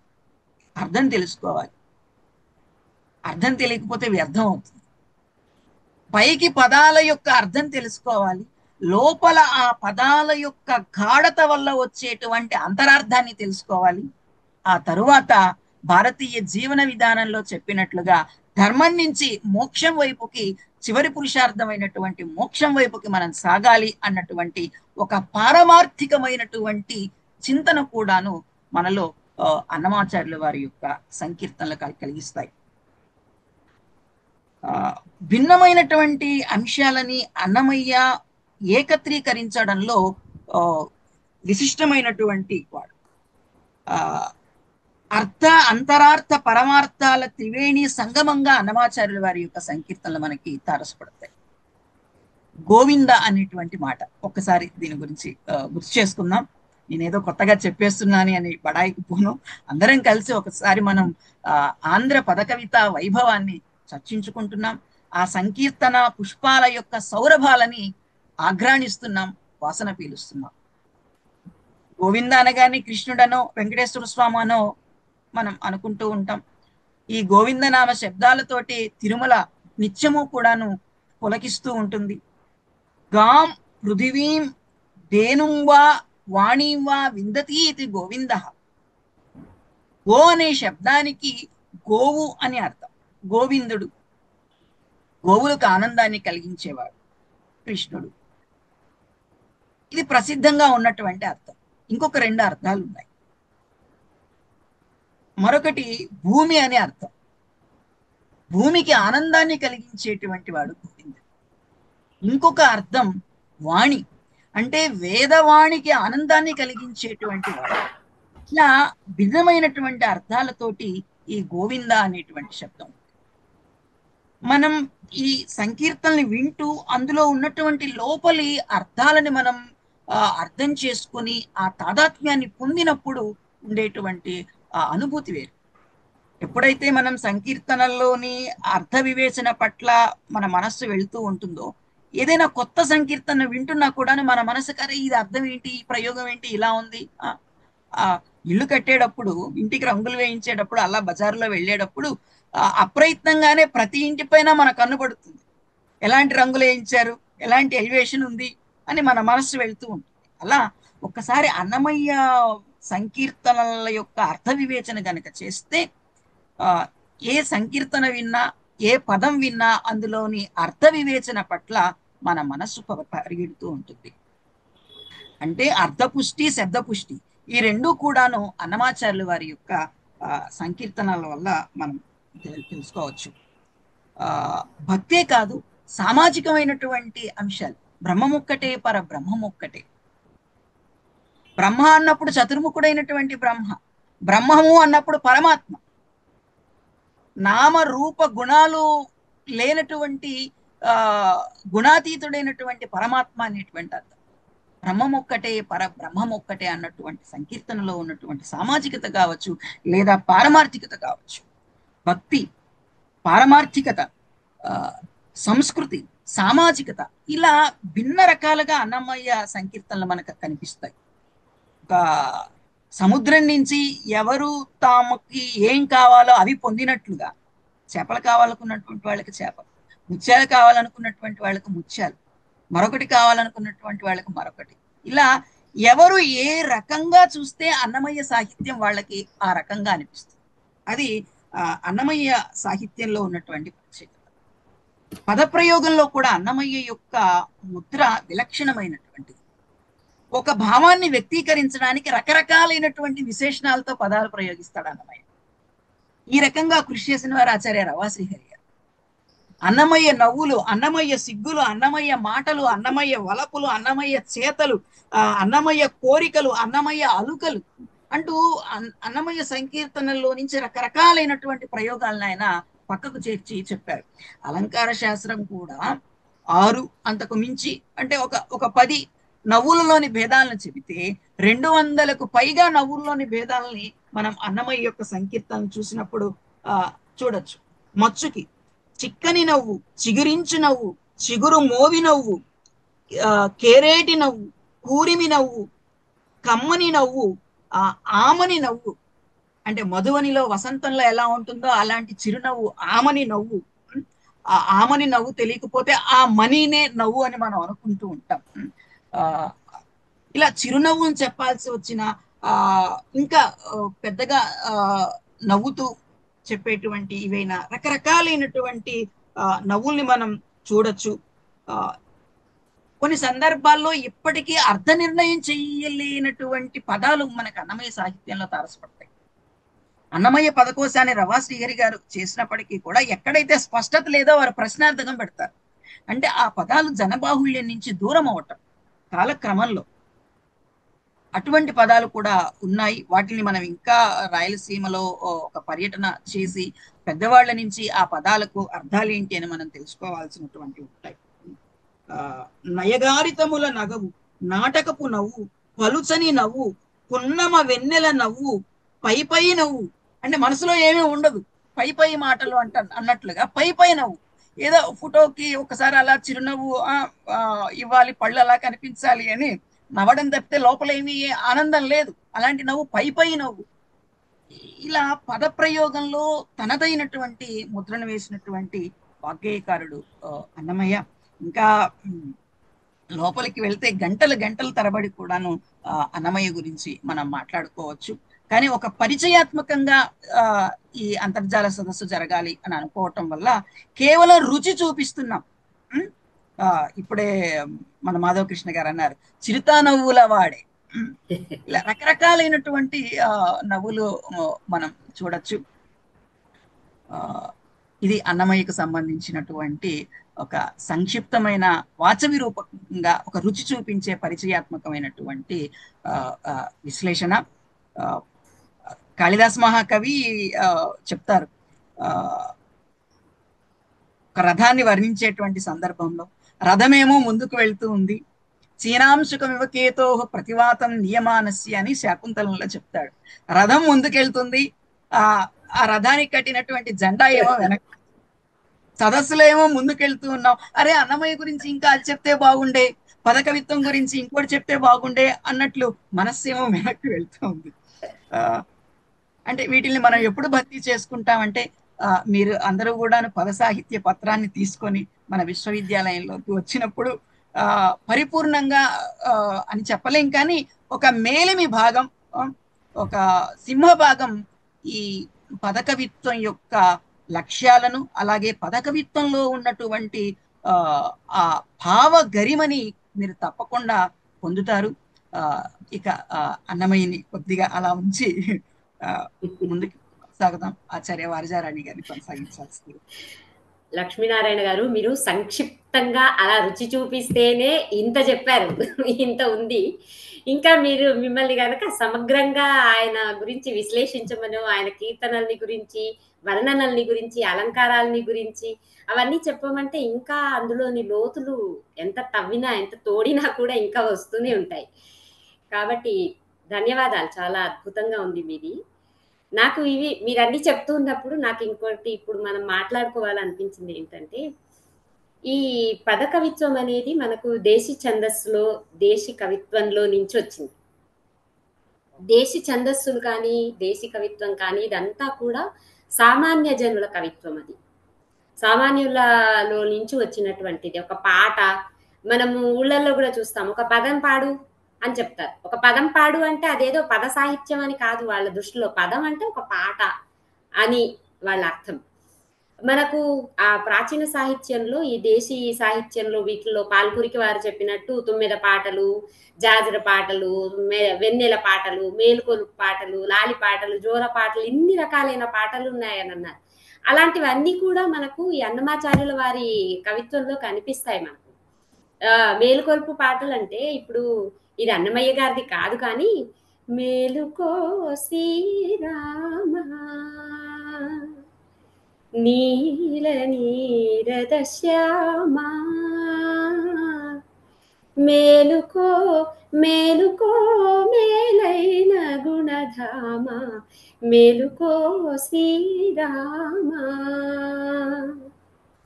అలనీల గగనంబు అరుణారుణం మాయే కులదైవముదయాద్రి కొలువుండ పయనించే కొలని తామెరలెల్ల పులకించి విరిసినవి నలినాబ్జైక నీవు నయనాలు విడవలేను మేలుకో శ్రీరామ. ఎంత అద్భుతమైనటువంటి మేల్కొల్పు పాట! ఇంతకంటే ఇంకా ఏ విధంగా ఆనందంగా మనం ఆ స్వామివారిని మేల్కొల్పుతాం చెప్పండి. కౌసల్య సుప్రజా రామ పూర్వ సంధ్యా ప్రవర్తతే ఉత్తిష్ట నరశార్దూల కర్తవ్యం దైవమాహ్నికం అని అలా కొలిచినా ఇలా కొలిచినా ఏలు చేసినా కూడా ఆ మేలు కొల్పడానికి కూడా ఎంత అందంగా కీర్తించవచ్చు అది మనకు అర్థమవుతుంది. అయితే ఇక్కడ ఈ రకరకాలైనటువంటి పాటలలో మనకు అన్నమయ్య రాసినటువంటి జాజర పాటలు బాగా ప్రసిద్ధి పొందాయి. అందులో మనకు బాగా పరిచయమైనటువంటి పాట ఉంది కదా, జగడపు చనవుల జాజరా సగినల మంచపు జాజరా జగడపు చనవుల జాజరా మొల్లలు తురుముల ముడిచిన బరుగున ముల్లపు సరసపు మురిపెమున జల్లన పుప్పొడి జాగరపతిపై చల్లేరతివలు జాజరా జగడపు చనవుల జాజరా సగినల మంచపు జాజరా జగడపు చనువుల జాజరా. ఇక్కడ మనం ప్రస్తావించుకోవాల్సినటువంటి అవసరం ఒకటి అనిపించింది. అదేంటంటే, నేను మన విద్యార్థులకు ఛందస్సు గురించి పాఠం చెప్తూ ఉన్నప్పుడు గేయ కవిత్వంలో, గేయంలో ఉండేటువంటి ఛందస్సుల్ని గురించి ప్రస్తావన చేసుకుంటున్నప్పుడు ముఖ్యంగా మాత్రా గణాలు, మాత్రలని ఆధారంగా చేసుకుని ఈ గేయాలు, పాటలు, సినిమా పాటలు, పదకవిత్వం ఇలాంటివన్నీ కూడా అవి ఆ మాత్రా గతిలో నడుస్తాయి. ఈ మాత్రా ఛందస్సుల్ని మనం రగడల్లో చూస్తాం. దేశీ ఛందస్సులలో భాగంగా రగడలలో ఉన్నటువంటి ముఖ్యమైన అంశం ఏమిటి అంటే గతి. ఈ గతి తిస్రగతి, చతురస్రగతి, ఖండగతి, మిశ్రగతి అని ఆ రకరకాలైన గతులలో ఇవి నడుస్తాయి. ఆ గతి ఉండటం వల్లనే దీనికి ఒక రాగం చేకూర్చడానికి అవకాశం ఉంటుంది. అంటే అందులో ఉన్నటువంటి అక్షరాలు, వాటిలో ఉన్న మాత్రల్ని లెక్క పెట్టుకుని ప్రతిపాదనలో కూడా సమానమైనటువంటి మాత్రల సమత ఉన్నప్పుడే అది రక్తి కట్టే విధంగా దానికి ఒక రాగాన్ని ఏర్పరిచేటువంటి అవకాశం ఉంటుంది. అందుకని దాంట్లో ఏంటంటే ఇప్పుడు తిస్రగతి అన్నారనుకోండి. తిస్రగతి అంటే అది సరిగా సరిగా సరిగా ఇలా మూడేసి మాత్రలతోని మనం చెప్పుకోవచ్చు. చతురస్రగతి అన్నారనుకోండి, అన్నప్పుడు ఏంటంటే తక్కకిట తక్కకిట తక్కకిట తక్కకిట తక్కకిట తక్కకిట తక్కకిట తక్కకిట ఇలా వస్తుంది. ఇప్పుడు నేను ఇది పాడాను కదా ఇంతకు ముందు, ఇది చూడండి. జగడపు చనవుల జాజరా సగినల మంచపు జాజరా తక్కకిట తక్కకిట తక్కకిట తక్కకిట తక్కకిట తక్కకిట ఇలా వస్తుంది కదా. అంటే నాలుగుతో విడగొట్టేటువంటి గతి మనకు అక్కడ వస్తుంది చూడండి. మనం ఈ కీర్తనల్ని మనం పాడుకుంటున్నప్పుడు ఏంటంటే వీటిల్లో ఉన్నటువంటి ఛందస్సుని గమనిస్తే ఒకటి మాత్రా ఛందస్సులు మనకు కనిపిస్తాయి. నేను నిన్ననే ఎక్కడో చదివాను, అన్నమాచార్యులు రాసినటువంటి కీర్తనలలో ముత్యాల స్వరం కూడా ఉంది అని ఆయన ఒక ఉదాహరణ కూడా చూపించారు అందులో. అంటే మన గురజాడ వారు చెప్పిన ముత్యాల స్వరం మరి వెనకనే ఎప్పుడో కనిపించింది కదా అక్కడ. అది ఆయన వేరేది ఒక గజల్ నుంచి తీసుకున్నానని ఆయన చెప్పారు. కానీ రగడలలోనూ ఆ ఛాయలు అనేటువంటివి మనకు కనిపిస్తుంది. కాబట్టి ఈ వీటిలో ఉన్న ఛందస్సులో ఇంకోటి ఏంటంటే ప్రాస, అద్భుతమైనటువంటి ప్రాసలు. తర్వాత అన్నమయ్య రచనలలో మనకి ఇంకోటి ఏంటంటే ఈ ధ్వన్యనుకరణ పదాలు ఉంటాయి కదా, ఈ పదాలు కూడా కనిపిస్తాయి. ఈ ధ్వన్యనుకరణ పదాల వలన ప్రాస అనేటువంటిది అందంగా సమకూరుతుంది.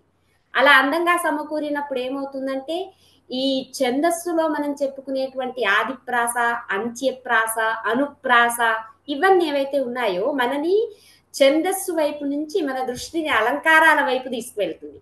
అక్కడ మనం అనుప్రాస అలంకారాలు అని శబ్దాలంకారాలని చెప్పుకుంటాం కదా, ఆ శబ్దాలంకారాల్లోకి తీసుకెళ్తుంది. ఒకే ప్రాస స్థానంలో ఉన్నటువంటి అక్షరాన్ని ఎక్కువ సార్లు పునరావృతం చేస్తే అవే శబ్దాలంకారాలు అవుతాయి. అది అనుప్రాస అలంకారాలుగా మనం చెప్పుకుంటాం కదా. కాబట్టి ఇక్కడ మనం ఇంతకు ముందు చెప్పిన దాంట్లో చూడండి, మొల్లలు తరుముల ముడిచిన బరువున మొల్లపు సరసపు మురిపెమున జల్లన పుప్పొడి జాగరపతిపై చల్లేరతివలు జాజర.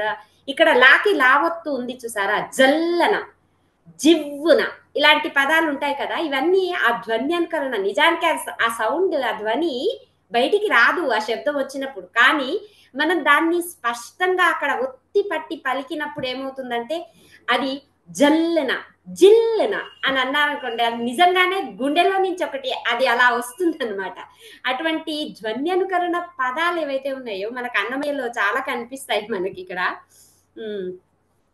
కులుక కనడవరో కొమ్మలాల జల జల రాలిని జాజుల మాయమ్మకు కులుక కనడవరో. నడకళ్ళల్లో ఉండే కులుకులని తన మాటల ద్వారా చెప్తే, అలాగే జలజల రాలేటువంటి ఆ జాజులు జలజల రాలుతున్నాయి అనేటువంటి దాన్ని, అంటే ఒక శబ్దంలో మనకి దృశ్యీకరణ చేస్తున్నారు అక్కడ.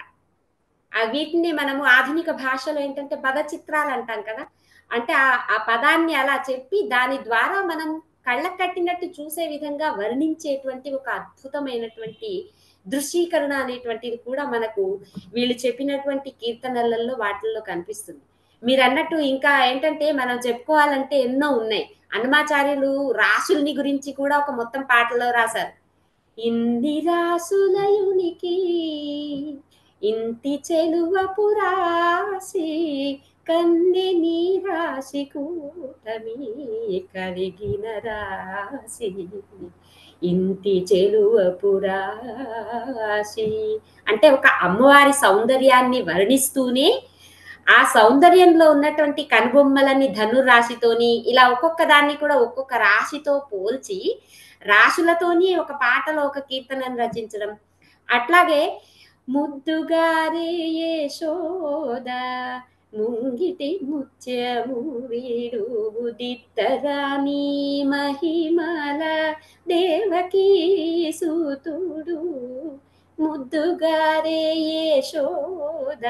ఇందులో నవరత్నాల్ని గురించి చెప్తారు, ముత్యము పగడము అని రకరకాల వాటిని గురించి. అంటే భగవంతుణ్ణి వర్ణించడానికి అన్నమయ్య ఎన్ని వస్తువుల్ని మన ప్రకృతిలో సహజంగా సమాజంలో అన్నిట్లో ఉన్న వాటిని ఎలా ఎలా ఎలా వాడుకోవాలనేటువంటి దాన్ని అంత అద్భుతంగా ఆయన వర్ణించాడని నాకు అనిపిస్తుంది. నేను ఎక్కువ మాట్లాడకూడదు, ఎందుకంటే మీ చేత మాట్లాడించాలి. నేను కేవలం పాడటానికే ఇక్కడికి వచ్చాను కదా. సంగీతం రాకపోయినా కూడా నేనేదో పాడటానికి మీ ముందర పిల్ల చేష్టలు చేస్తున్నాను. నాకేమీ రాదు. నేను పాడుతున్న దాంట్లో ఎన్ని తప్పులు ఉన్నాయో ఎన్ని ఒప్పులు ఉన్నాయో సంగీతం తెలిసినటువంటి వాళ్ళు మీరందరూ కూడా నన్ను మన్నించాలి. ఏదో నాకు నోటికొచ్చింది, నేను నేర్చుకున్నది, నాకు ఇష్టమైంది మీ ముందర పాడాను అంతే తప్పించి చాలా అజ్ఞానం ఉంది నాకు పాటలు పాడే విషయంలో. కాకపోతే పాడటం మాత్రమే వచ్చు కాబట్టి నేనేదో 2-3 పరిచయం చేశాను. మిమ్మల్ని ఒక్కటి అడగాలనుకున్నాను గంగిశెట్టి గారు. అదేమిటంటే పంచరత్న కీర్తనలు త్యాగరాజస్వామి వారివి. ఎందరో మహానుభావులు అందరికీ వందనములు, ఎందరో మహానుభావులు. ఇలా ఎంతమంది మహానుభావుల్ని గురించి, సంకీర్తనాచార్యుల్ని గురించి, వీళ్ళ గురించి మనం ఎంత కీర్తించుకున్నా అది తక్కువే. కానీ కొంచెం వాటి మర్మం ఏమిటి, అసలు వాటి ప్రత్యేకత ఏంటి, కొంచెం పరిచయం చేయండి ఒకసారి.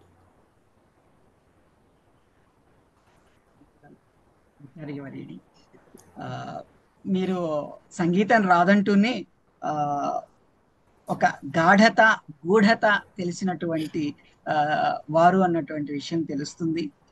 ఏదో నోటికొచ్చినట్లు చెప్తున్నారు అన్నారు, కానీ నోట్బుక్ లో మీరు నోట్ చేసుకోవాల్సిన అనేక అంశాలని మీరు ప్రోధి చేశారు.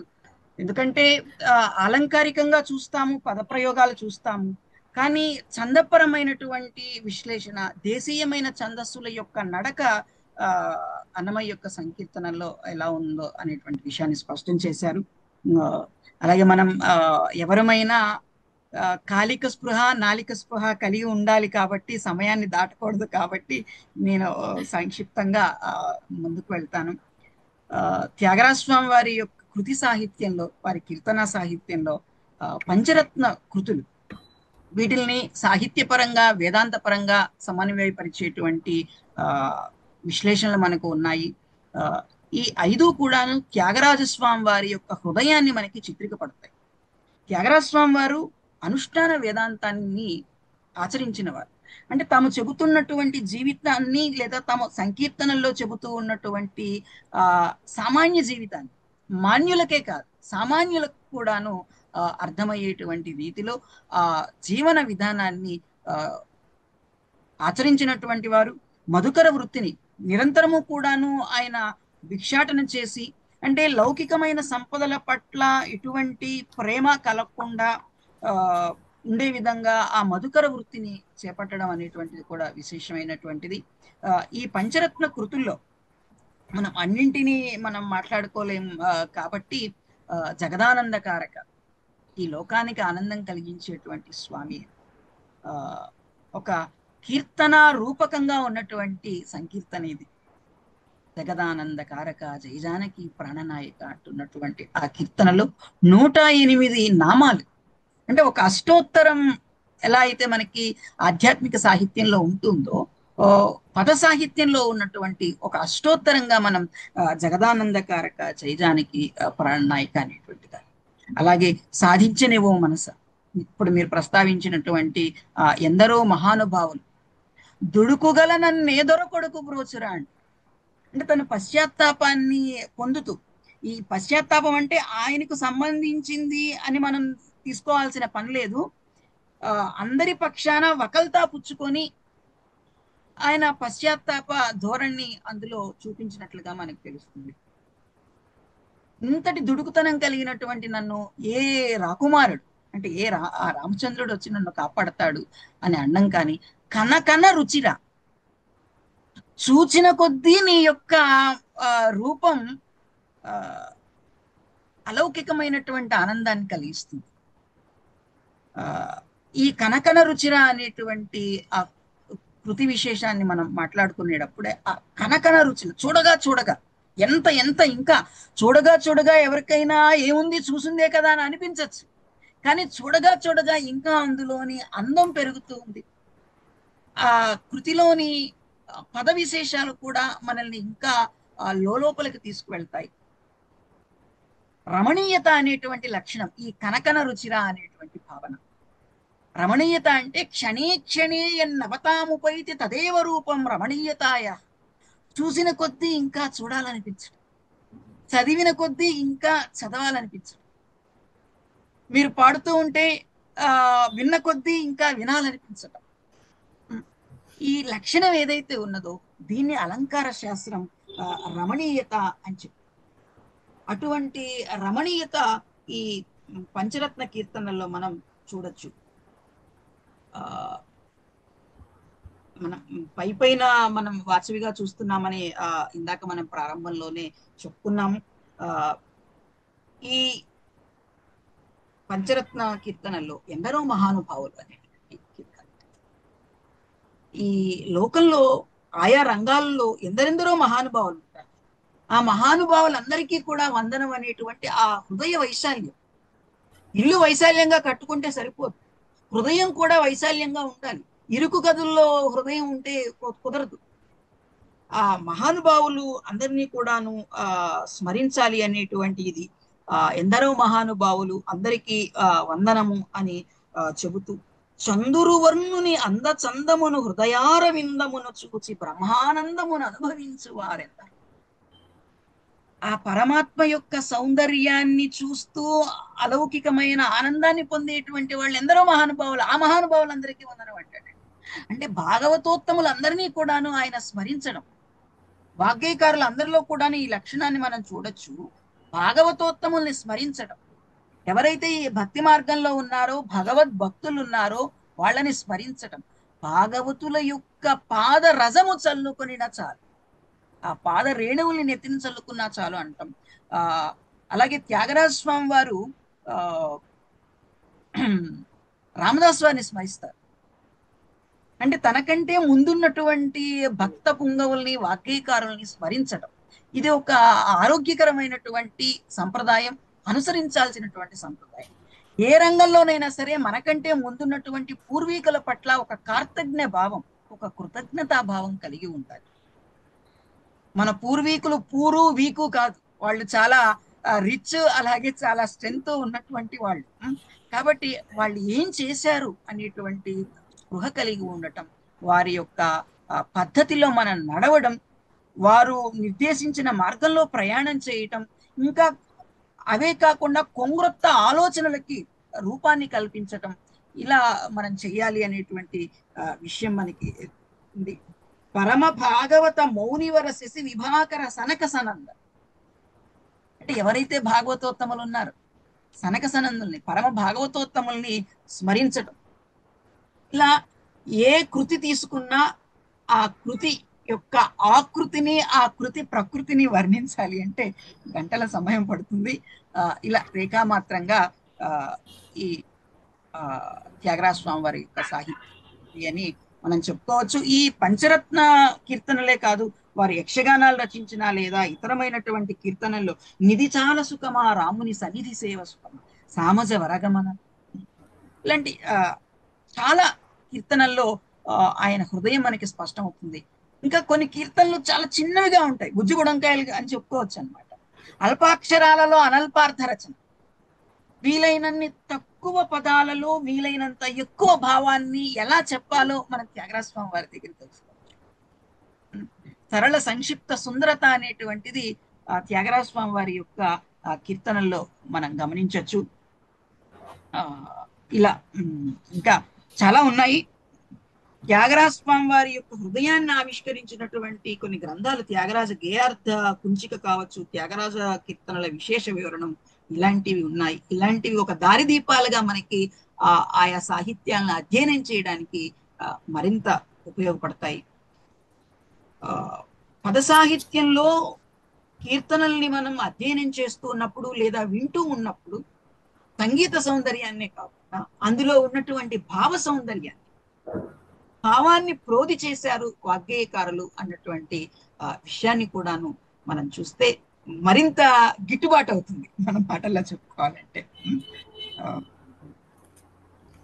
వాగ్గేయకారులందరినీ ఇంకా తులనాత్మకంగా చూసినప్పుడు మనం దశావతారాల యొక్క వర్ణనలు, భగవంతుడు ధర్మస్థాపనం కోసం విచ్చేసి ధరించినటువంటి అవతారాలు దశావతారాలు, అనంతావై అవతారాహ అని చెప్పినప్పటికీ ప్రసిద్ధమైనటువంటి అవతారాలు 10 అవతారాలు. కామిని పాపము కడిగిన పాదము, బ్రహ్మ కడిగిన పాదం, ఆ రామావతారం కానీ ఇలా రకరకాల అవతారాలని అన్నమాచార్యులు కావచ్చు ఇతర వాగ్గేయకారులు కావచ్చు సాందర్భికంగా ఆ భగవత్ తత్వాన్ని, అవతార తత్వాన్ని కూడాను బోధి చేశారు.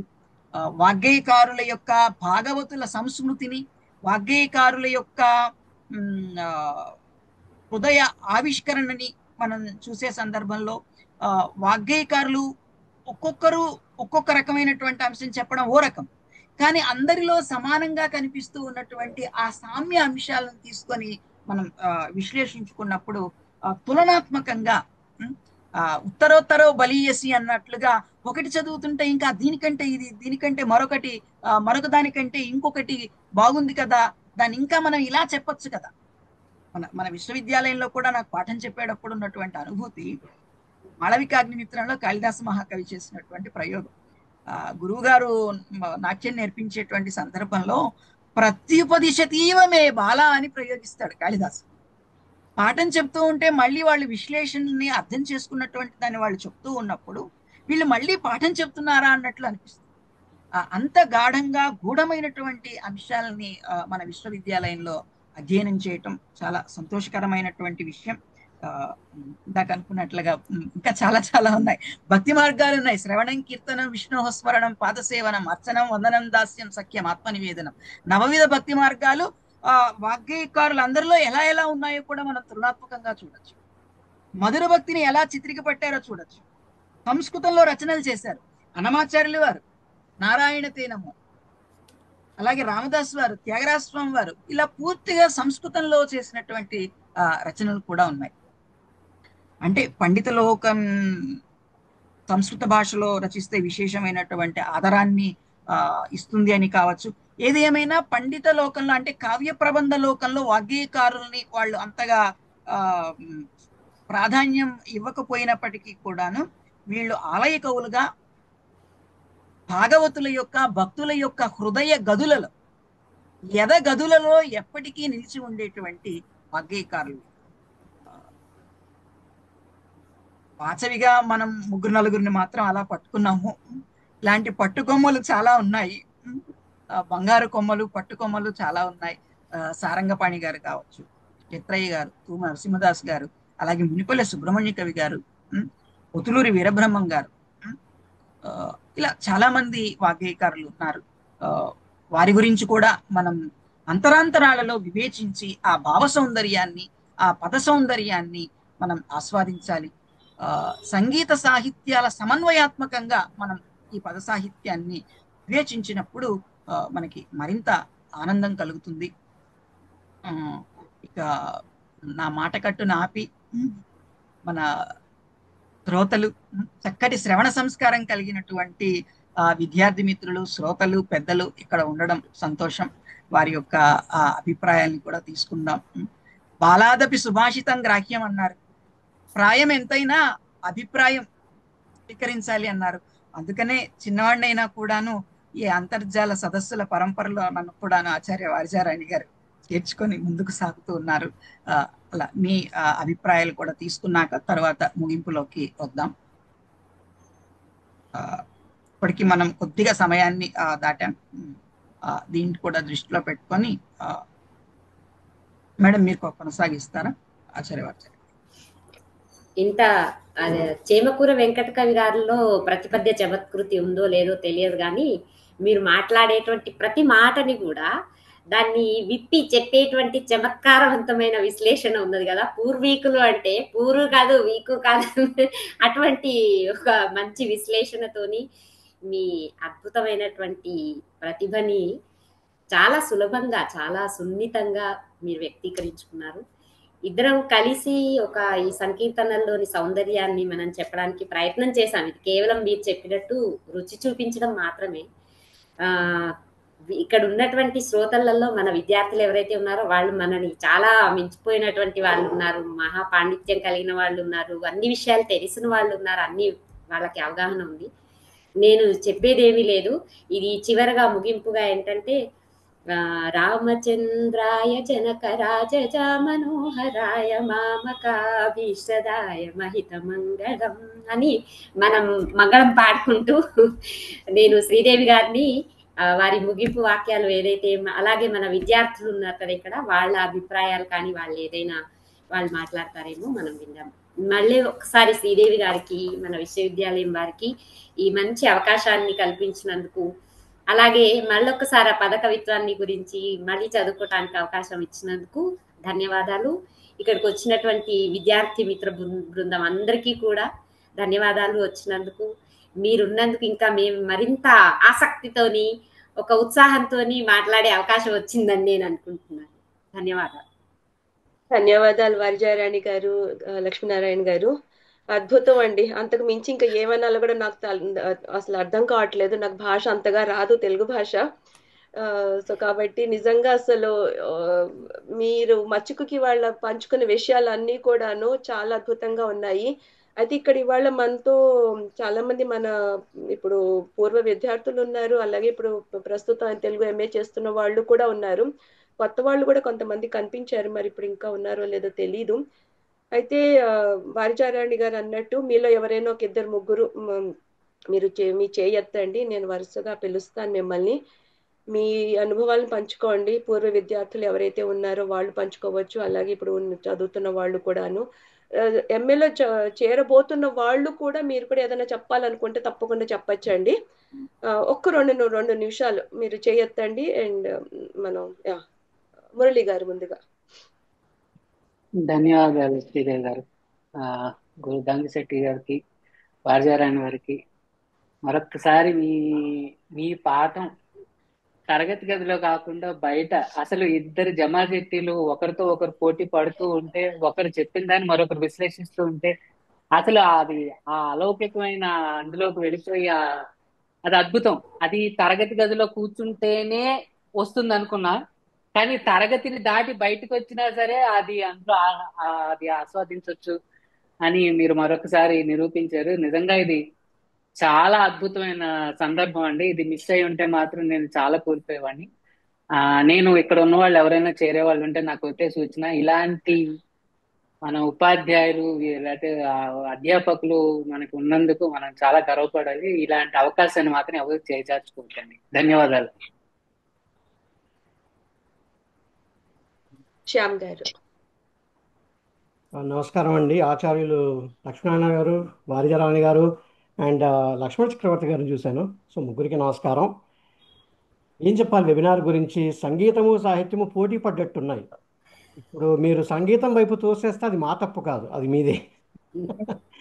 కాకపోతే అంటే ఆ అమ్మవారి రెండు చేతులు కనుక పోటీ పడితే ఏ చేయి గెలుస్తుందని చెప్పగలుగుతాము, ఎలా తేల్చగలుగుతాము. అంత అద్భుతంగా ఉంది, చాలా చాలా అద్భుతంగా ఉంది. మన మురళి గారు అన్నట్టు మేము మిస్ అయింటే నేను చాలా బాధపడుండేవాడిని. అది ఈ వెబినార్కి సంబంధించినంత వరకు. క్లాసుకి సంబంధించినంత వరకు అంటే కొత్తగా చేరాలనుకునే వాళ్ళకి చెప్పేది ఒకటే, ఈ కోర్సు జాయిన్ కాకముందు నాకు తెలుగు తెలుసు అన్న అహంకారం ఉండేది. కోర్సు మధ్యలోకి వచ్చేసరికి నాకు తెలుగు తెలియదేమో అన్న అయోమయము, దైన్య స్థితికి వచ్చేసాను. కానీ కనీసం పూర్తయ్యేసరికి ఓకే పర్వాలేదు తెలిసేమో అన్న విశ్వాసం కలుగుతుంది అన్న స్టేజ్కి తీసుకెళ్లారు మన ఆచార్యులు. సో అందుకు సంతోషం, అందుకని చేరినందుకు చాలా సంతోషిస్తున్నాను. అలానే చాలామంది మంచి మిత్రులని నేను పొందగలిగాను ఈ కోర్సు ద్వారా, దేశం నలుమూలల. ఇంకా ప్రాబ్లం మా అక్కయ్య ఉన్నట్టు ఈ క్లాస్లో ఆవిడ మొన్ననే చేశారు కాబట్టి పదకవిత ఇంకా మాట్లాడేవారేమో. నాకు పదకవిత పెద్ద అవగాహన లేదు, కానీ ఇవాళ ఖచ్చితంగా కలిగింది. సో అందుకు మరొకసారి ధన్యవాదాలు తెలుపుకుంటూ మళ్ళా క్లాసులో మిమ్మల్ని కలుస్తాను, వేధిస్తాను ప్రశ్నలతో అని మాటిస్తూ ఉంటాను.